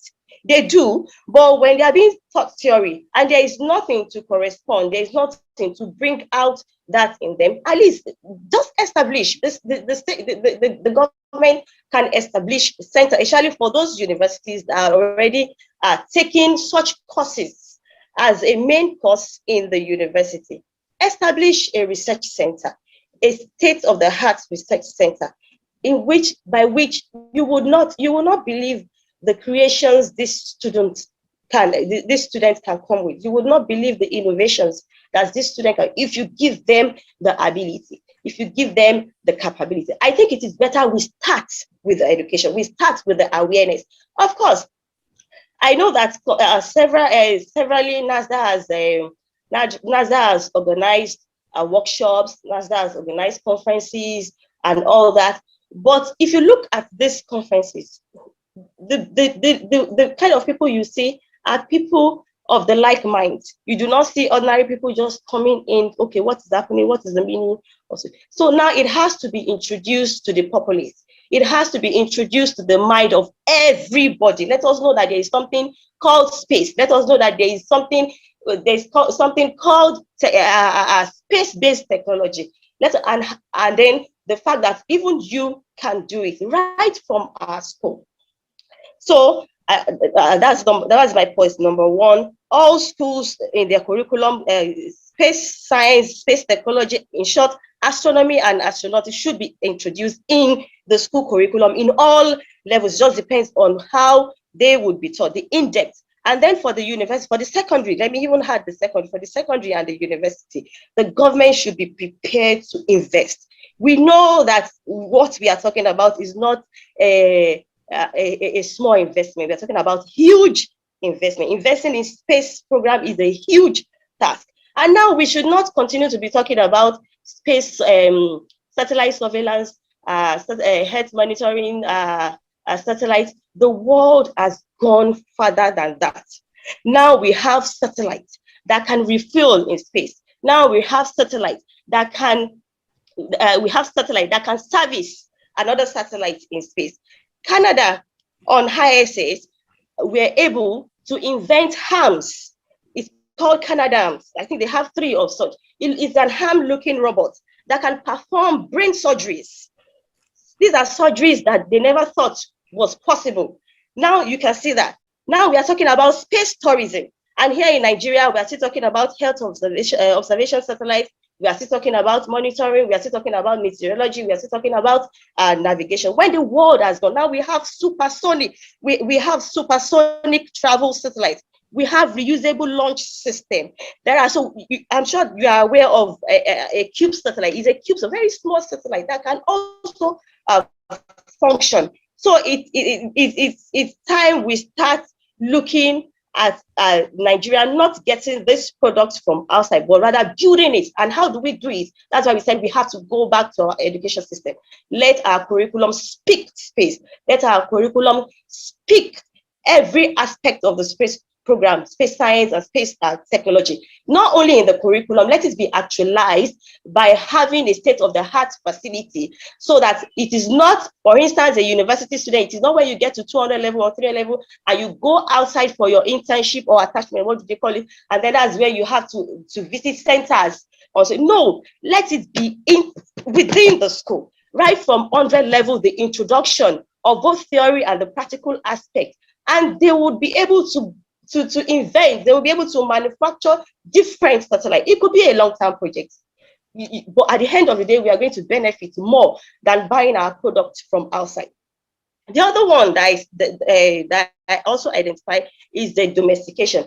I remember who said, was it the first speaker that talked about, yes, Mr. Hissa, we even spoke yesterday, talked about the fact that Nigeria is a signatory to majority of these major international space treaties. We shouldn't be talking about just being signatory. Why not domestic? Why is Nigerian government skeptical or reluctant in domesticating this international law? At least we can now start having our own indigenous space law to complement this international space law. One of the reasons why we are still lacking, this problem is not only peculiar to Nigeria, it's peculiar to majority of the African countries, honestly. And Nigeria is not doing badly, but the fact remains, other worlds, the developed world, have gone farther ahead than us. And we shouldn't be too comfortable. We shouldn't be in our comfort zone. We should also thrive to achieve where we can. Nigeria, for instance, Nigeria cannot say, okay, there is a Canada ham that can perform a surgery, so we want to buy the products. Please manufacture a Nigeria ham for us. And no, we should build our own. And to build our own, we have to build our own engineers by ourselves. And it has to start from the school, from the scratch. Particularly, I'm not too comfortable with Section 12 of the Constitution, particularly. Once we are part of an international treaty, of course, there is a room for reservations, there's no problem. But once we are part of an international treaty, in order for us not to continue to say, oh, there is no law, there is no existing law as far as space law is concerned, I'm not saying there is no existing law, we have the NASA Act, and I believe there is one that is cooking, or there's an amendment that is cooking up. Well, we can also domesticate, just like we have the SICA, Convention on International Civil Aviation, being domesticated by our own Nigerian Civil Aviation Act. We can also have that. You can see that our airport, our civil aviation is thriving. What Nigeria, what we would reap from space-based technology, I'm very certain could even be more than that is being gotten from the aviation industry. And then I also talked about the public-private partnership. Yes, it is very, very important. It is extremely important. The government of Nigeria should be ready to invest in small companies that are willing. I know we have, but there is this doubt as far as Nigeria is, especially with this company. There's this doubt as to their stake. There's this doubt as to their investment. So Nigeria should come in and support these companies. Nigeria should come in. The support I'm talking about is not a one-time support. It has to be consistent. It has to be continuous, because at the end of the day, we know what we would gain from such investment. Look at the case of SpaceX. whereby NASA, that's the US Space Agency, NASA continue to award its launches to SpaceX. Not that SpaceX succeeded at every time, no, it failed. But because of the continuous support, because of the unalloyed support and investment, I'm saying support, I'm talking about investment. I'm talking about policies, very suitable and favorable policies. Now, because of this, now we are talking about civilians traveling to space. I think of recent Jeff Bezos and Richard Branson and several other civilians traveled to space. Now we are talking about space stories. These are emerging trends as far as space is concerned. We are talking about space tourism. There is this Virgin Galactic, am I right? Virgin Galactic, like a hotel in the space. I know that to some people you will be like, what? Yes, we have countries, developed countries, they are no more thinking about the Earth. They are thinking about another abode, an artificial habitat in space, so that when we have ended up finishing the Earth environment, there is a place that it can go. Now we have lunar and asteroid being looked at for the purpose of mining, for the purpose of extracting fuel to be fueling the satellite in space. We're talking about looking at outer space and extracting natural resources, because the one we have on Earth, we have already bastardized that, and it's already getting to the case of extreme decay. So Nigeria should look at investing in ourselves. Nigeria should look at investing policies as to how to encourage public-private partnership, especially financial policy, especially funds, huge funds we are talking about. Look at South Africa, look at Egypt, look at US, look at UK. They are investing hugely in this space thing. It doesn't come cheap. It doesn't come cheap. So Nigerian government, no matter the policies surrounding the space technology, it still comes back to huge financial capability. Nigeria has shown that it can launch space. There is no problem. We have launched 6 so far. There is that capability. There is that willingness and all that. But what we are lacking for now are policies to sustain. We have not even, I don't want to say sustain, policies to move us further than where we are. Policies to articulate, policies to actualize the existing policies. And all that. So in all, we have to continue to we have to continue to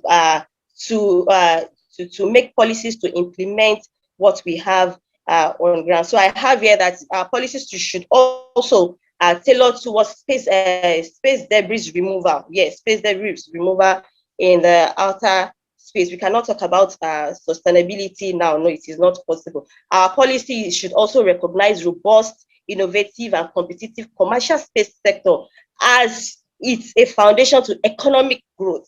Our policies should be tailored towards human space exploration. Our policies should be tailored towards policies on cyber security, very, very important. Terrorism, very important. Space science and technology, very, very important. So we so much need the participation of domestic space industry, their encouragement, which with mostly funding. Thank you very much. Thank you so much, Dr. Kafayat. That was a very wonderful presentation. You don't even need to stretch it. We have Starlinks is already here, so those investments are pouring in. So we need to really start thinking about the kind of policy that will attract even more investments into the country. Without wasting much time, I'll now invite the Director General of the National Space Research and Development Agency, Dr. Halilu Ahmed Shaba. He is with us now. Dr. Shaba is the Director General, National Space Research and Development Agency. He's a seasoned scholar and technocrat with over 21 years postdoctoral research work in the field of remote sensing. He has extensive knowledge in space technology management and safety. As Director General of NASDA, he has continued to shape Nigeria's vision in the development and application of space science and technology for socio-economic development. Welcome, sir. You can now speak. Thank you so much for having me. And I'm sorry that I'm coming in late. I think earlier on, I wasn't opportune to be able to speak with you because of the, I think, permission given to me. Thank you so much. And I'm glad I'm coming in, especially when Dr. Kafayat was making her presentations. And this workshop is coming in when the Space Agency is considering talking to the public and also trying to democratize or liberalize space science and technology. And looking at the presentations that were made so far, because I was able to listen to some, I think this is a very rich forum for discussion. Going by, when I came in, I was so amazed because Dr. Kafayat, despite not being a practitioner in the space arena, I think she has a vast experience, and we are glad she was able to talk vastly in these areas. And two, she raised a lot of questions, which I believe this is not where we discuss it, because I'm just supposed to talk about what we try to do or what we are trying to do in the Space Agency. The National Space Research and Development Agency, which is an agency of government, because earlier on there was a presentation about our satellites, so I will not even bother to go there, but just to say the little we are hoping for. Just like she raised, we are trying to encourage public partnership, and we know where the problems are. Like she stated, in South Africa, Egypt, and the rest, it's only government that is funding. And I think our last meeting, which took place in Egypt, was tried to bring in how can we bring public partners into this fold, because the public, especially Nigerian investors, are having a lot of problems. When we had meeting with them about a few years back, I think 5 years back, part of their complaints were that credit facilities are not extended. They don't have much knowledge about credit in these areas. We try to also let them know areas where they can leverage on, and they are still not forthcoming. The space industry is an industry that requires heavy investment, and we acknowledge that, we appreciate that, and we are also trying to do whatever we can to speak to those who will also assist them in getting credit facilities so that they can start from the low-hanging fruits. The Nigerian government will be glad for investors to come in.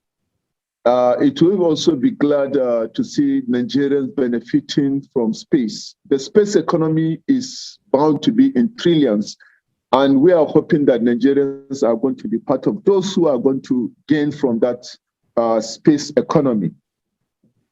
The fact that we are having this meeting, and in October, the National Space Research and Development Agency, working with Abuja Chambers of Commerce, is organizing a conference and exhibition on the 17th to 20th of October 2022, where we are going to discuss about the space economy, where people will come in to see whether investors or public will participate in the economic economic of space.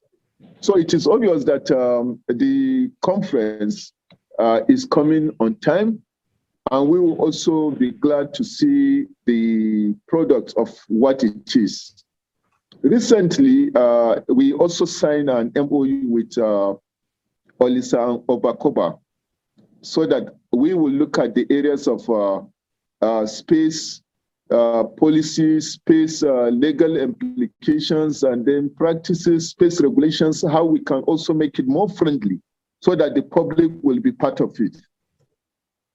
Nigeria, looking at the budget we have in Africa and also looking at the merit of the problem, Nigeria is not at a position now to put money, because even dealing with its continuation of in the space program, one will see that there are recently some budgetary issues. And these budgetary issues had to do with Nigeria trying to consider the crisis it's facing, the economic downturn, and also investing in the areas of space technology, space science and technology. But despite everything, I think we are working hard to see that Nigeria is seen and is made visible and also loud in this area. So these are just my few remarks about the ongoing workshop. And thank you very much. Thank you so much, DG. Thank you so much for that that short statement. I will now invite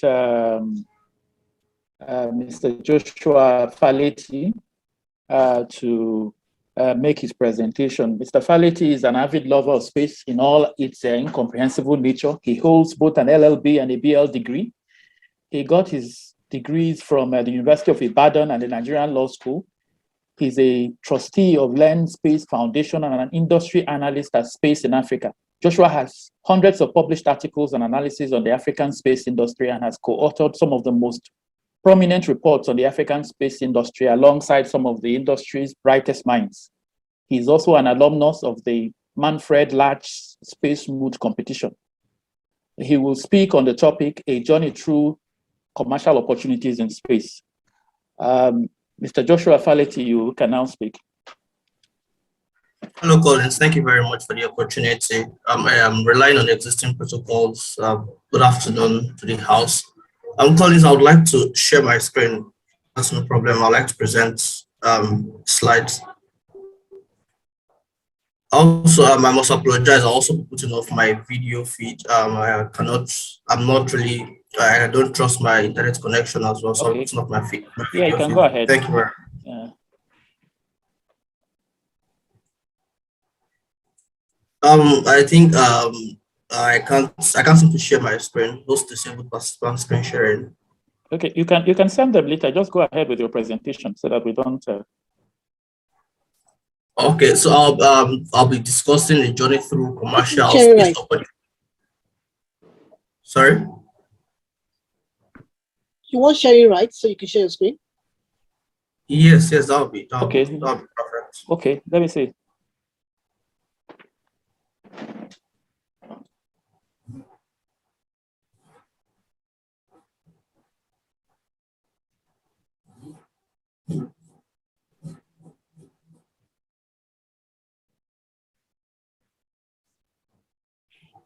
Okay, all right.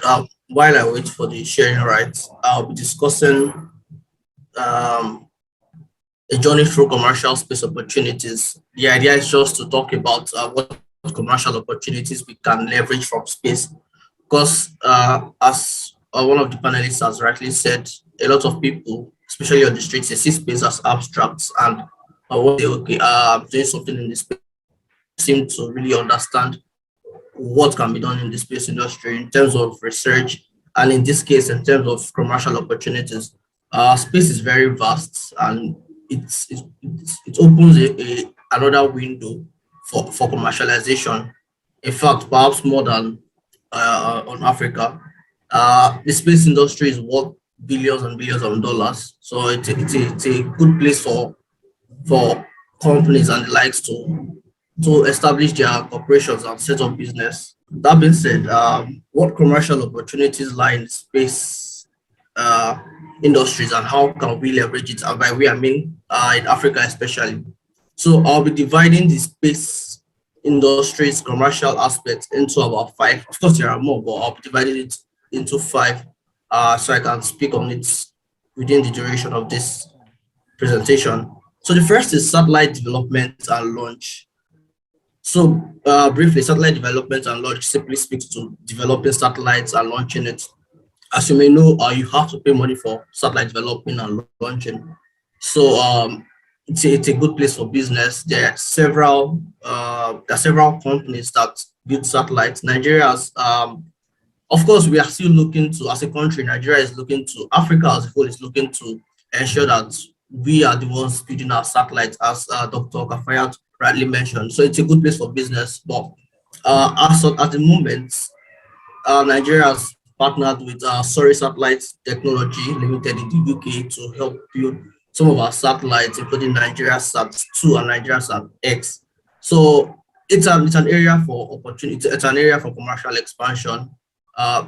Any corporation can come in, with the required skill set, obviously, and then try to enter the market, the satellite development and launch market. Of course, there's a lot that has to be done in terms of technical. Joshua, you can now share your screen. Sorry, you can now share your screen. We've given you permission to do that. All right, thank you very much.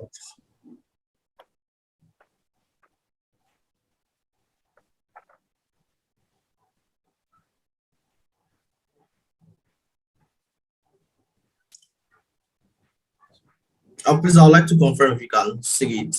You should be seeing satellite development and launch. We can see it now. We can see it. All right. So right there you can see Nigeria SatX. That is the satellite. So yeah, like I was saying, satellite development and launch is a very important. It's a huge aspect. It's a huge place for commercialization. Developing and launching a small satellite costs a small CubeSat, as Dr. Kafai had mentioned, costs around a little over $100,000, thereabout, more or less. So it's a place where you can get impressive commercial revenue and profits. So moving on, another aspect of satellites, of space applications in general, is satellite operations. So many satellite operators like NightComSat, NightSat, and Intelsat, etc., they offer satellite communication services for connectivity and TV broadcasting. I think Dr. Kafayat also mentioned that many Nigerians they know that we use navigation and GPS, but they don't seem to appreciate the source of these services. So satellite operations is how we get these services. A lot of us are familiar with DSTV. So DSTV and other satellite TV services. What they do is that they acquire services from satellite operators, so they use those satellites to beam their channels to our satellite dishes back in our homes, to the decoders and satellite dishes. So it's one way we can a lot of people can invest in satellite. Well, then again, it's capital intensive. It requires building the satellite that will be used to transmit this information. A lot of African countries too are also, even Nigeria as well, are also looking to tap into satellite connectivity.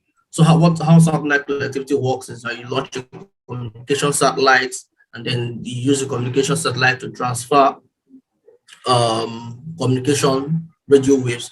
Ideally, most of Africa is using fiber-based connectivity, which involves laying fibers underground.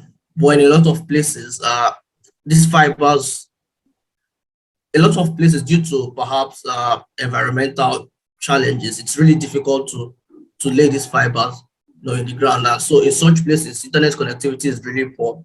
So this is where satellite communication comes in, and a lot of companies offer services in this regard. NightComSat, for one, offers services in this regard, and I believe NightComSat's range covers the whole of Africa. And away from satellite connectivity to another aspect of satellite operations where that can be looked to for commercialization is satellite imagery. So there are other satellite operators like Magsa, Airbus, who launch Earth communication satellites. So what these satellites do is that they take, this is an oversimplification, but they take pictures, or they take data from the Earth. This data could be in form of pictures, remote sensing, and the likes. So they use this data and they sell it, and this imagery can be used for analytical or policy making decisions.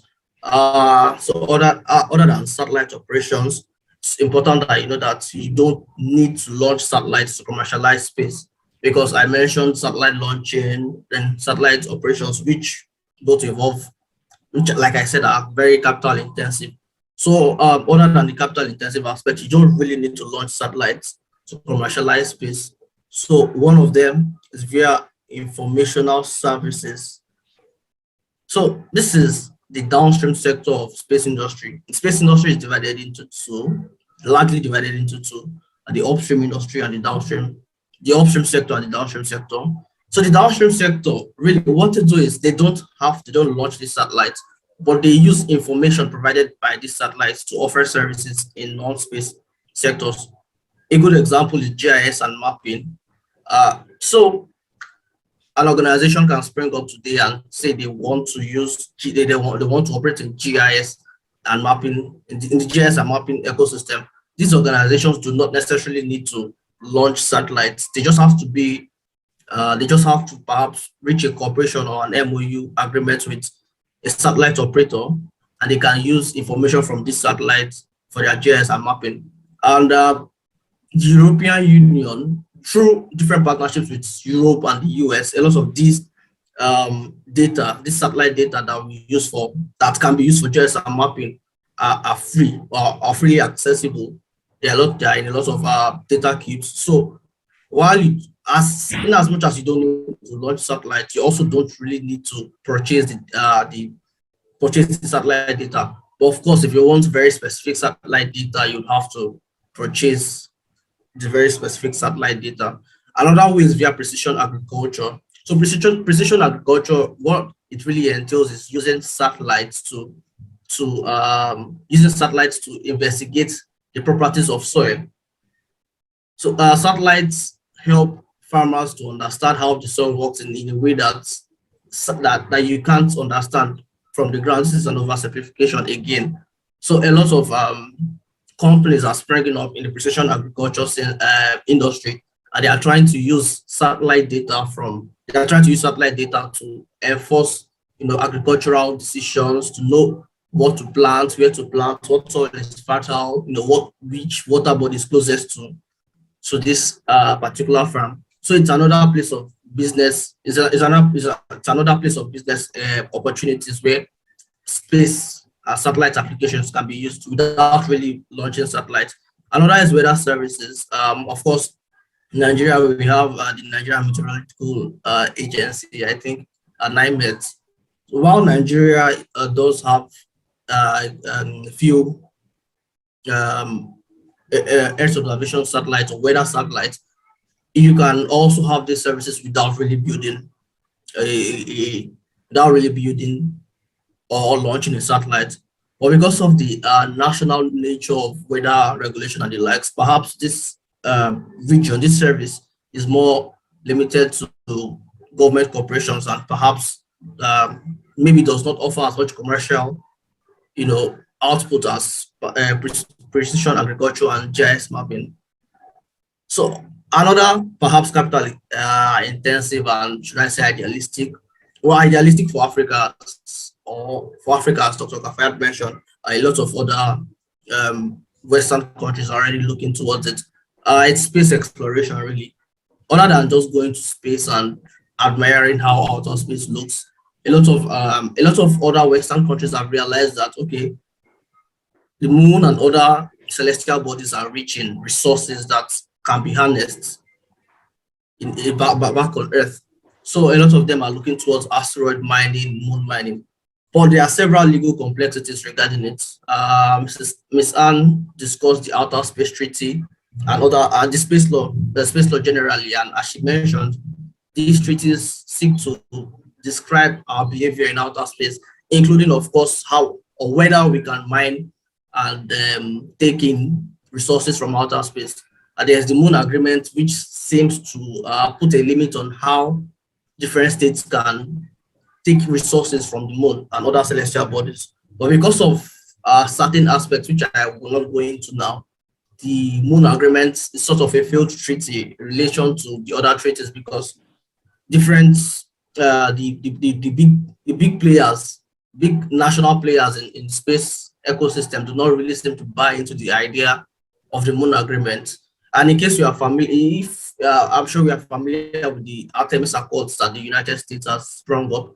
The whole idea of the Artemis Accords is to facilitate a joint movement into celestial body mining, because they understand they understand what can be gotten from the moon mining, asteroid mining, and the rest. It's one of the ways they believe, and I believe as well, can be used to address shortage of resources here on Earth. But as I mentioned, there are several legal complexities that have to be scaled before moon and asteroid mining and the likes can really, bring forth commercial benefits. Last but not least is space consultancy.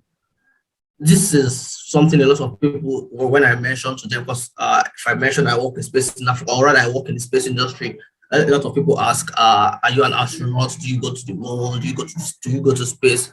And it's because they don't seem to understand that working in the space industry does not necessarily mean that you have to do all of these things. And this is where space consultancy comes in. Space, much like anything else, like I mentioned, is a business, it's an avenue for commercial exploits. And if you are going to have commercial exploits, you are going to need information, you're going to need business intelligence, you're going to need business development services. And this is another region of commercial. This is where you can also commercially exploit. You can offer consultancy services, business intelligence services and business development services in the space industry. This comes with understanding of the space industry. If you understand how the space industry works, how you can put two and two together, then you can offer consultancy services in the industry. This is an example of what Space in Africa is doing, or rather what we are doing at Space in Africa. So in conclusion, space offers various opportunities for humanity. And one of these opportunities includes a frontier for new commercial endeavors. Thank you very much. That brings me to the end of my presentation. Thank you so much. Thank you so much, Joshua. That was a very eye-opening presentation. I will quickly, because of time, go to some of the questions that have been raised. Some of them do not have names of panelists attached to them, but I would look at the questions and then decide which of the panelists will best answer the question. So one of the first questions I have is from Anastasia, and she wants to know if there's a possibility for collaboration across Africa. She talked about the European Space Station. That is an effective collaboration. And she also wants to know, can the space dialogue include sustainability solutions and equality, equity? Okay. Anne, can you help out with answering that question? Yes, indeed. There can be collaboration across Africa. In fact, the African Union, I believe, is doing something about that. I don't know if Etim is here. He was a participant earlier. He's an expert in that field. We already have the African Space Policy, which is a collaborative instrument for African nations to harness the space sector in a collaborative manner. They are working on several agencies and sectors as we speak. It's still in the works what Africa can achieve if all nations come together. So indeed, it's something that we can do and we are working on. If Etim has an opportunity, if he can hear me, he can chip in at some point and then give us more light, because I think he's one of those who worked on that space, the African Space Policy. So yes, indeed, there's that collaborative measure. And then as for space sustainability, it is indeed very important. I mean, it cannot even be overemphasized because I think a couple of papers have been written on the need to have a safer space environment that we currently do. We really do not understand space in totality right now as we speak, and we must harness these resources in a very safe, environment. And so environmental aspects of space law is a totally vast field that we are still having discussions about. But indeed, even innate in the space laws, you have certain articles, I think Dr. Kafayat also talked about them, or Dr. Nesta, that speaks specifically on the need to keep outer space safe from whatever weapons of mass destruction or anything that could, destroy it in any particular way. So indeed, those are issues that are important and which we will continue to have discussions around. Just before I round up, there was something Joshua said that was quite profound when he was talking about the Moon Treaty. Someone had sent me a private message, so I just wanted to clarify on it. In simple terms, why it's called a failed treaty is simply because America and some of the world powers do not believe in some provisions of the treaty, principal or chief among them, they need to share the resources they gain from the moon. Like we have said, we have certain minerals in the moon that we have discovered are quite beneficial to it. So they do not understand why they have to go use their resources, mine it, and then come and share for everybody, which is basically what the Moon Treaty, is talking about. So to that extent, they have refused to sign same. So they have gone ahead to sign their own bilateral treaty, their Themis Accords, which accords them rights to just mine the moon and gain all the benefits for themselves. So I will also quickly answer a question somebody had asked earlier about what are the benefits for us in Nigeria. We really need to develop our capabilities and then begin to find ways we can go up there and get some of these benefits within the confines, of course, of the relevant space treaties, because there are lots of things we still need to get up there. And if we are not, like Dr. Kafayat said, if we do not build our capabilities, by the time we get up there, either everything will be gone or we will never ever get up there. We'll begin to buy from America when she has gleaned everything that she can from there. Thank you. Okay, thank you very much, Anne. I have another question here from Michael. He wants to know how the country can benefit from the pool of globally available commercial satellites, particularly in the area of addressing national security issues. Joshua, you spoke about the many opportunities in space. I don't know if you can help us address this issue of how we can take advantage of our commercial space satellites for national security. All right, thank you very much, Collins. So the question is it's a delicate issue because security in itself is a very delicate issue. Different nations really, when they want to do anything regarding space and security, they try to keep it in-house rather than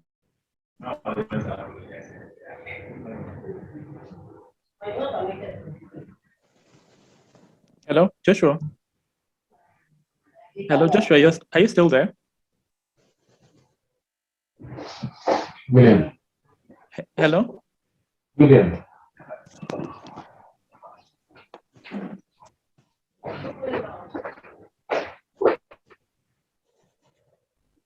Hello, Joshua. Are you still there? I think we lost him. I think we've lost him. Okay, let me take. I'll take another question. There's a question here for Barrister Yahaya. Somebody here wants to know: does Nigeria have a space object registry? Is Barrister Yahaya still with us? Yes, I'm here. The person wants to know if Nigeria has a space object registry. Sorry, can you hear me? Yes, I can hear you. I can hear you clearly. Yes, there is asking or looking for a space object registry.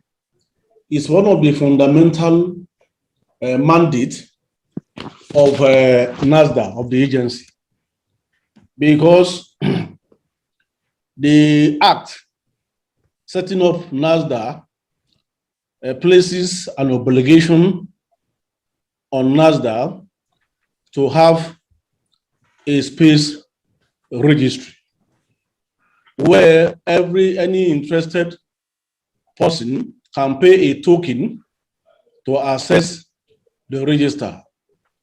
And what that means is that the register, of course, will contain the name of the space object and other parameter of the object.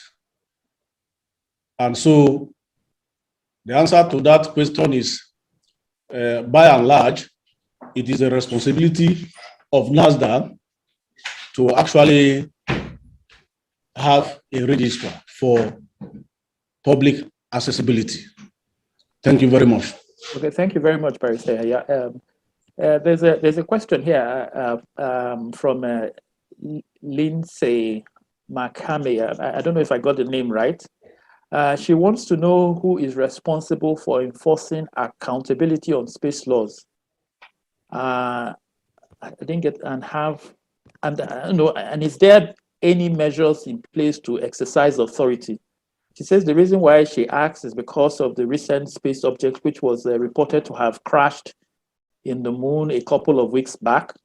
No one has accepted responsibility, nor is there any news on further investigation. I don't know if Mr. Olusoji is still with us. Can you help her address this question? Yeah, space law is, thank you very much. Space law is international law, and enforcement of space law is goes through the same route as other international law enforcement. In every treaty, there is always a dispute settlement aspect that is put there in every treaty. But that is majorly on state by state basis. But if you are not satisfied with such, I think you can go to international court of justice. Okay. For redress. But then, well, let me just ask further. Is there any organization that is responsible for enforcement? Because an investigation has to be carried out to find out who has liability before one can start thinking about going to court. So, is there a framework for investigation and then determining who is responsible or who is liable for a damage like that? Pardon? I didn't hear you. Sorry, my network went No, bad. sorry. I just wanted to find out if there is a framework, just for further clarity, if there is a framework for investigating, and then because she is interested in enforcement, how do you enforce some of these international? When an accident takes place, for instance, there are countries that have this technology of knowing what actually happened. For instance, the US has the space situation awareness facilities. So when they know what happens, then such facts are brought to the public. Then when it comes to really knowing who is at fault, it is still through those technologies. For every space objects you have in space, there is a way of knowing who, because of the registration process, it's just like the airplane. Your space object is marked with your country's sign. So for anything that happens, it is easy for those countries with such facilities to know whose space objects have done that. I have not heard of anything crashing with the moon. I don't know. Maybe the person did not get the facts well. Okay. I've not heard of any object crashing on the moon. With the moon. Yes, there is no object like that. But countries have tested weapons, did assert tests, and it is not hidden who has done that. China has done, even US have done that severally before now. China has done that, and of recent, Russia did that kind of tests. So that is that. Then a country that is affected can either diplomatically go through diplomatic channels, or if all diplomatic channels are exhausted and the country is still not satisfied, you can go to ICJ. Okay. Okay. Thank you very much, Mr. Lusoji. Sorry, Mr. Collins, can I just add in? Go ahead. Yes. Yes, it's profound. What he just said is in fact quite important. Because although the liability convention provides in Article 7 that a launching state shall be absolutely liable to pay compensation for damage caused by space objects on the surface of the earth or to aircraft, and should be liable for damage due to its faults in space. So the liability convention has already provided that. And the convention goes on to provide procedures for the settlement of claims or disputes in Article 2. You know, it generally outlines international tort law. If you did it, you're responsible, you will pay. But what he said, I just wanted to expand on it, is because most times, because international space law is not so strictly developed, the best way to achieve any receive any remedies for such damages is actually through diplomatic channels, which is what he just said. So most countries, what they do is you write to the embassy of the country if you have found out who really is responsible for whatever damage, perhaps a space object crashed onto your country, hurt people, or any wildlife or whatever. You write to their embassy, and then through those channels, of course, they will write back. You guys go back and forth with all of the results, however you got to know that they are responsible. And once these things are very clear, countries will usually pay up. That is actually what space lawyers will advise you to do, because going through the channels of the ICJ and all of those things may be a bit difficult enforcement-wise, even if you do get a judgment. And in fact, the 1978 case is what we usually first refer to, the Cosmos 954. It was a Soviet radar ocean reconnaissance satellite, and it fell from orbit and contaminated the Canadian territory with debris from its onboard reactor. So what the Canadians did was that their Department of External Affairs referred to Article 4, Article 5 of the Rescue Agreement, and then the Liability Convention concerning the crash, and then informed the embassy of the Russian embassy, and then claimed certain Canadian dollars. At the end, it was negotiated back and forth, and they got some fraction. I think they were asking for 6,000, they got 3,000 for the damage cost. You know, so those are actually better ways of enforcing all of these crashes and stuff. Once you can, of course, like the doctor said, prove who did what, if you can. Thank you. Okay, thank you. Barrister Yahaya, you wanted to add something to what she said? Barrister Yahaya? Okay, I think we... Okay, I have another question here. Yes. Okay, you wanted to ask something? Can you hear Yes, me? I can hear you now. Go ahead, I can hear you. After Nestor made his statement. Yes. And yes, I said after Nestor made his statement, can you hear me? Yes, we can hear you, even though it's a bit unclear, but we can hear you. All right, I was just saying that after Nestor made his statement, I was going to expatiate on some of the procedures he mentioned, but Barrister Anne she has already capped it all. Okay. It's important to note that the procedure for enforcement are actually enshrined in the liability convention.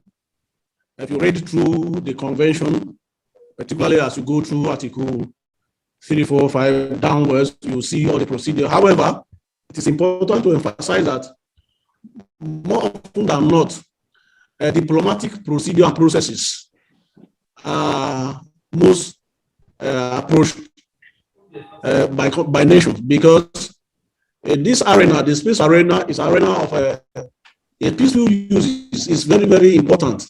It's an arena of diplomacy, it's an arena of international collaboration and cooperation. So it's not really an arena for, so to speak, or it's not an arena, it's not a zone for muscle flexing. And so diplomatic approaches are most often than not what is obtainable. Thank you very much. But When diplomacy fails, of course, you can approach an international court for dissolution or adjudication. Thank you. Thank you very much, Barrister Aya. I have another question here from Michael. He wants to know, he says here, how can the country benefit from the pool of globally available commercial satellites, particularly in, okay, I think I've asked that question. Okay, there's a lengthy one here from Semi Lolua Olowo. I hope I got the name right.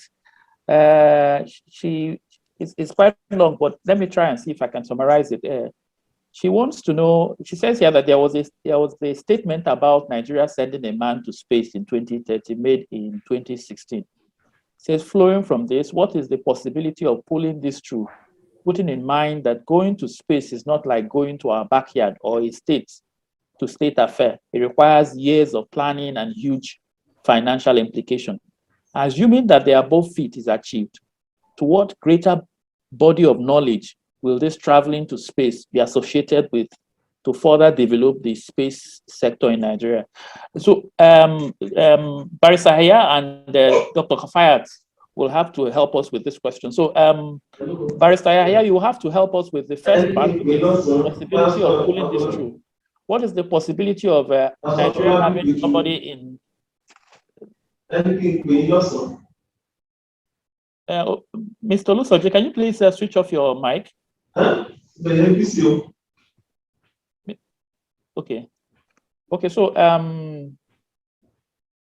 Barrister Aya, so you help us with the first part of the question. What is the possibility of pulling this through, putting in mind that, okay, what's the possibility of us sending somebody to the moon by 2030, taking into consideration the complexities of space exploration? I don't know if you can help us with that question.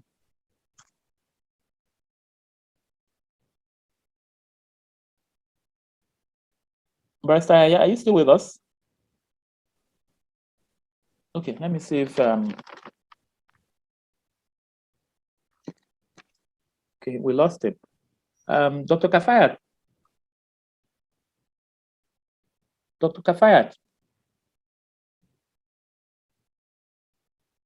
Okay, we've also lost her. Joshua, can you help us with this question? Let's go this. Hopefully my connection permits me, but could you help me with the question again?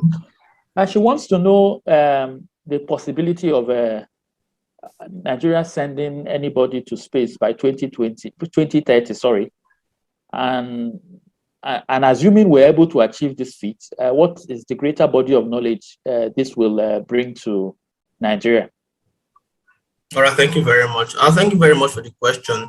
So I think I'll try to answer the question together as one.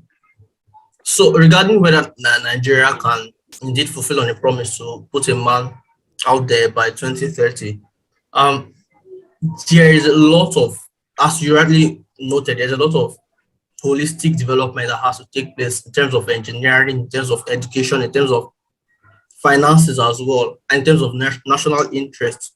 A lot of these things have to come together holistically, and they have to all be like a gear or several gears that work together to fulfill this mission. So whether Nigeria is at that point yet, personally, I think perhaps we are lagging behind on fulfilling the promise in terms of our holistic development. That's my personal opinion. I don't think I can give more than my personal opinion on that. But generally, the academic payoff that I would get from putting the man out there, I think you should not see it as the man, or rather Nigeria putting a man out there in space really is symbolic of what has taken him to space to begin with. So our payoff really is in the ability to take him out there. So we need a lot of things, like I mentioned, to take a man to space, or a woman really, to take a Nigerian to space. We need a lot of, like I mentioned, holistic academic development, engineering development, financial development. So I believe the mere fact that we can do it is in itself the benefits. It means that for us to have been able to do it, then we already had the structure on ground, and the structure is where the benefit comes from. I hope that answers your question. Yes, Yes, thank you very much for helping us with that question. Unfortunately, we have about 5 more minutes to end the webinar. There's just a very short question here. I don't know if Barrister Ako can help us with it. Somebody here wants to know if there is a NASTA branch in Lagos.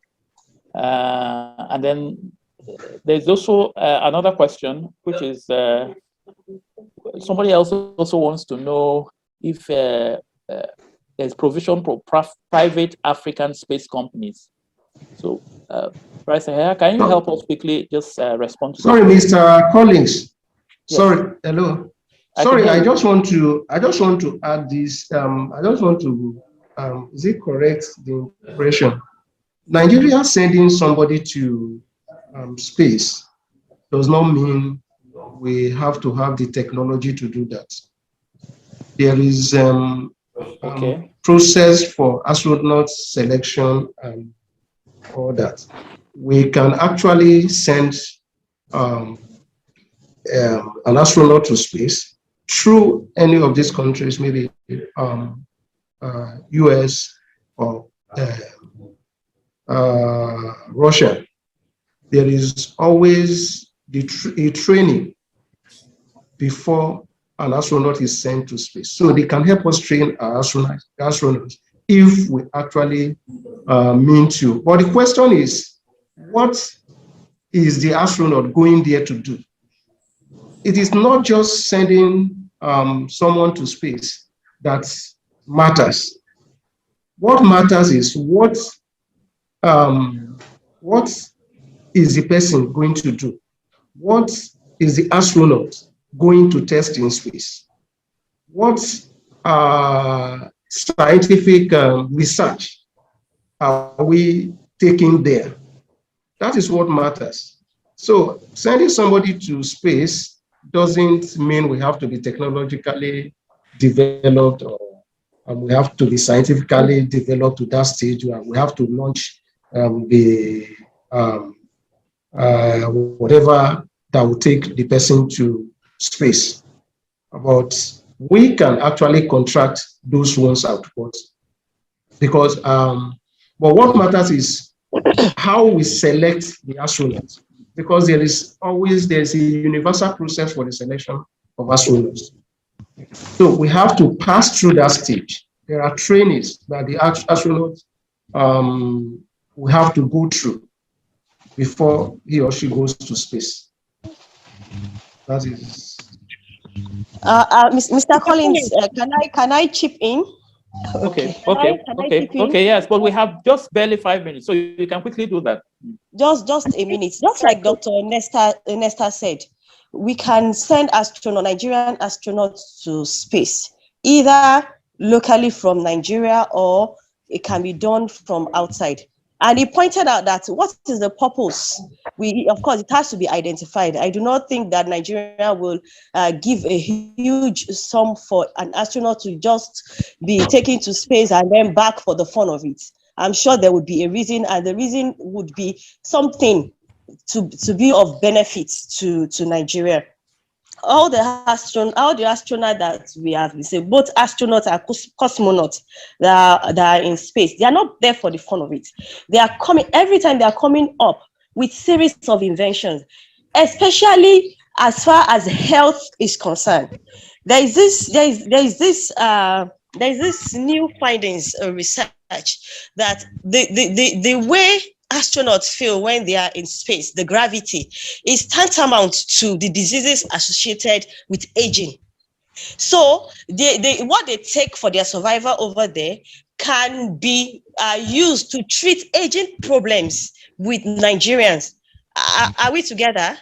There is also a test going on. I think they are using 21 rats, I've forgotten, and then they have placed them in 3 different categories, injected some with a particular kind of injection, and then for them to know their rates of survival, their lifespan in space. So when you send astronauts to space, you're not sending an astronaut for the fun of it, but for scientific research, for innovations, for inventions that would, at the end of the day, have an impact in Nigeria. And at the end of the day, we can also sell the product. That's why I said we don't have to continue to buy. We can also sell product at so this has we have the benefit that we get from space has gone beyond normal military reconnaissance and navigation and all that. There are lots of space resources and benefits on the ISS that you can come up with. Thank you. Thank you so much. Mr. Collins, for a split second, just so that the NASDAQ position will be presented, because I think we have a Dr. Ayantunji Benjamin. He says he's the acting director of physical and life sciences, NASDAQ, and the person in charge of the astronaut program. And he says concerning the question, putting a man in space, we are making a lot of progress. We are through on the roadmap for the astronaut program, and we are working on the finances. If our program goes as planned, we should be in space latest by 2032. Our objective is not just to send man to space, but for Nigeria to derive economic benefit from it. And he also says that there's a NASDAQ branch in Ekpe. Yes, I think I've seen that, yes. So for the person interested in knowing if there is a NASDAQ office in Lagos. Okay, so thank you very much for our panelists. I'll now invite our managing partner, Mrs. Yvonne Ezekiel, to do the vote of thanks. Mrs. Ezekiel, you can. Yeah. Again, I won't put on my video simply because, let me just briefly, just because of manager bandwidth. So I would say good afternoon or good morning or good evening, depending where in the world you have joined us from. And ladies and gentlemen, I'm sure you agree with me that we had a very exciting, informative, and interesting session on unlocking the potentials and opportunities of space in Nigeria. This could not have been possible without the presence of our esteemed panelists. We give them our immeasurable thanks. And we say thank you to our special guest and our honorable lawmaker who graced our webinar. We also thank the speakers for your presence at this webinar and sharing your thoughts and knowledge with us. Special thanks also goes to the DG of the National Space Research and Development Agency. His agency kindly accepted to collaborate with us on the opportunities for space in Nigeria and the benefits that can be realized from that sector. Our law firm OAL is dedicated to the development of the regulatory framework to manage and regulate space activities in Nigeria.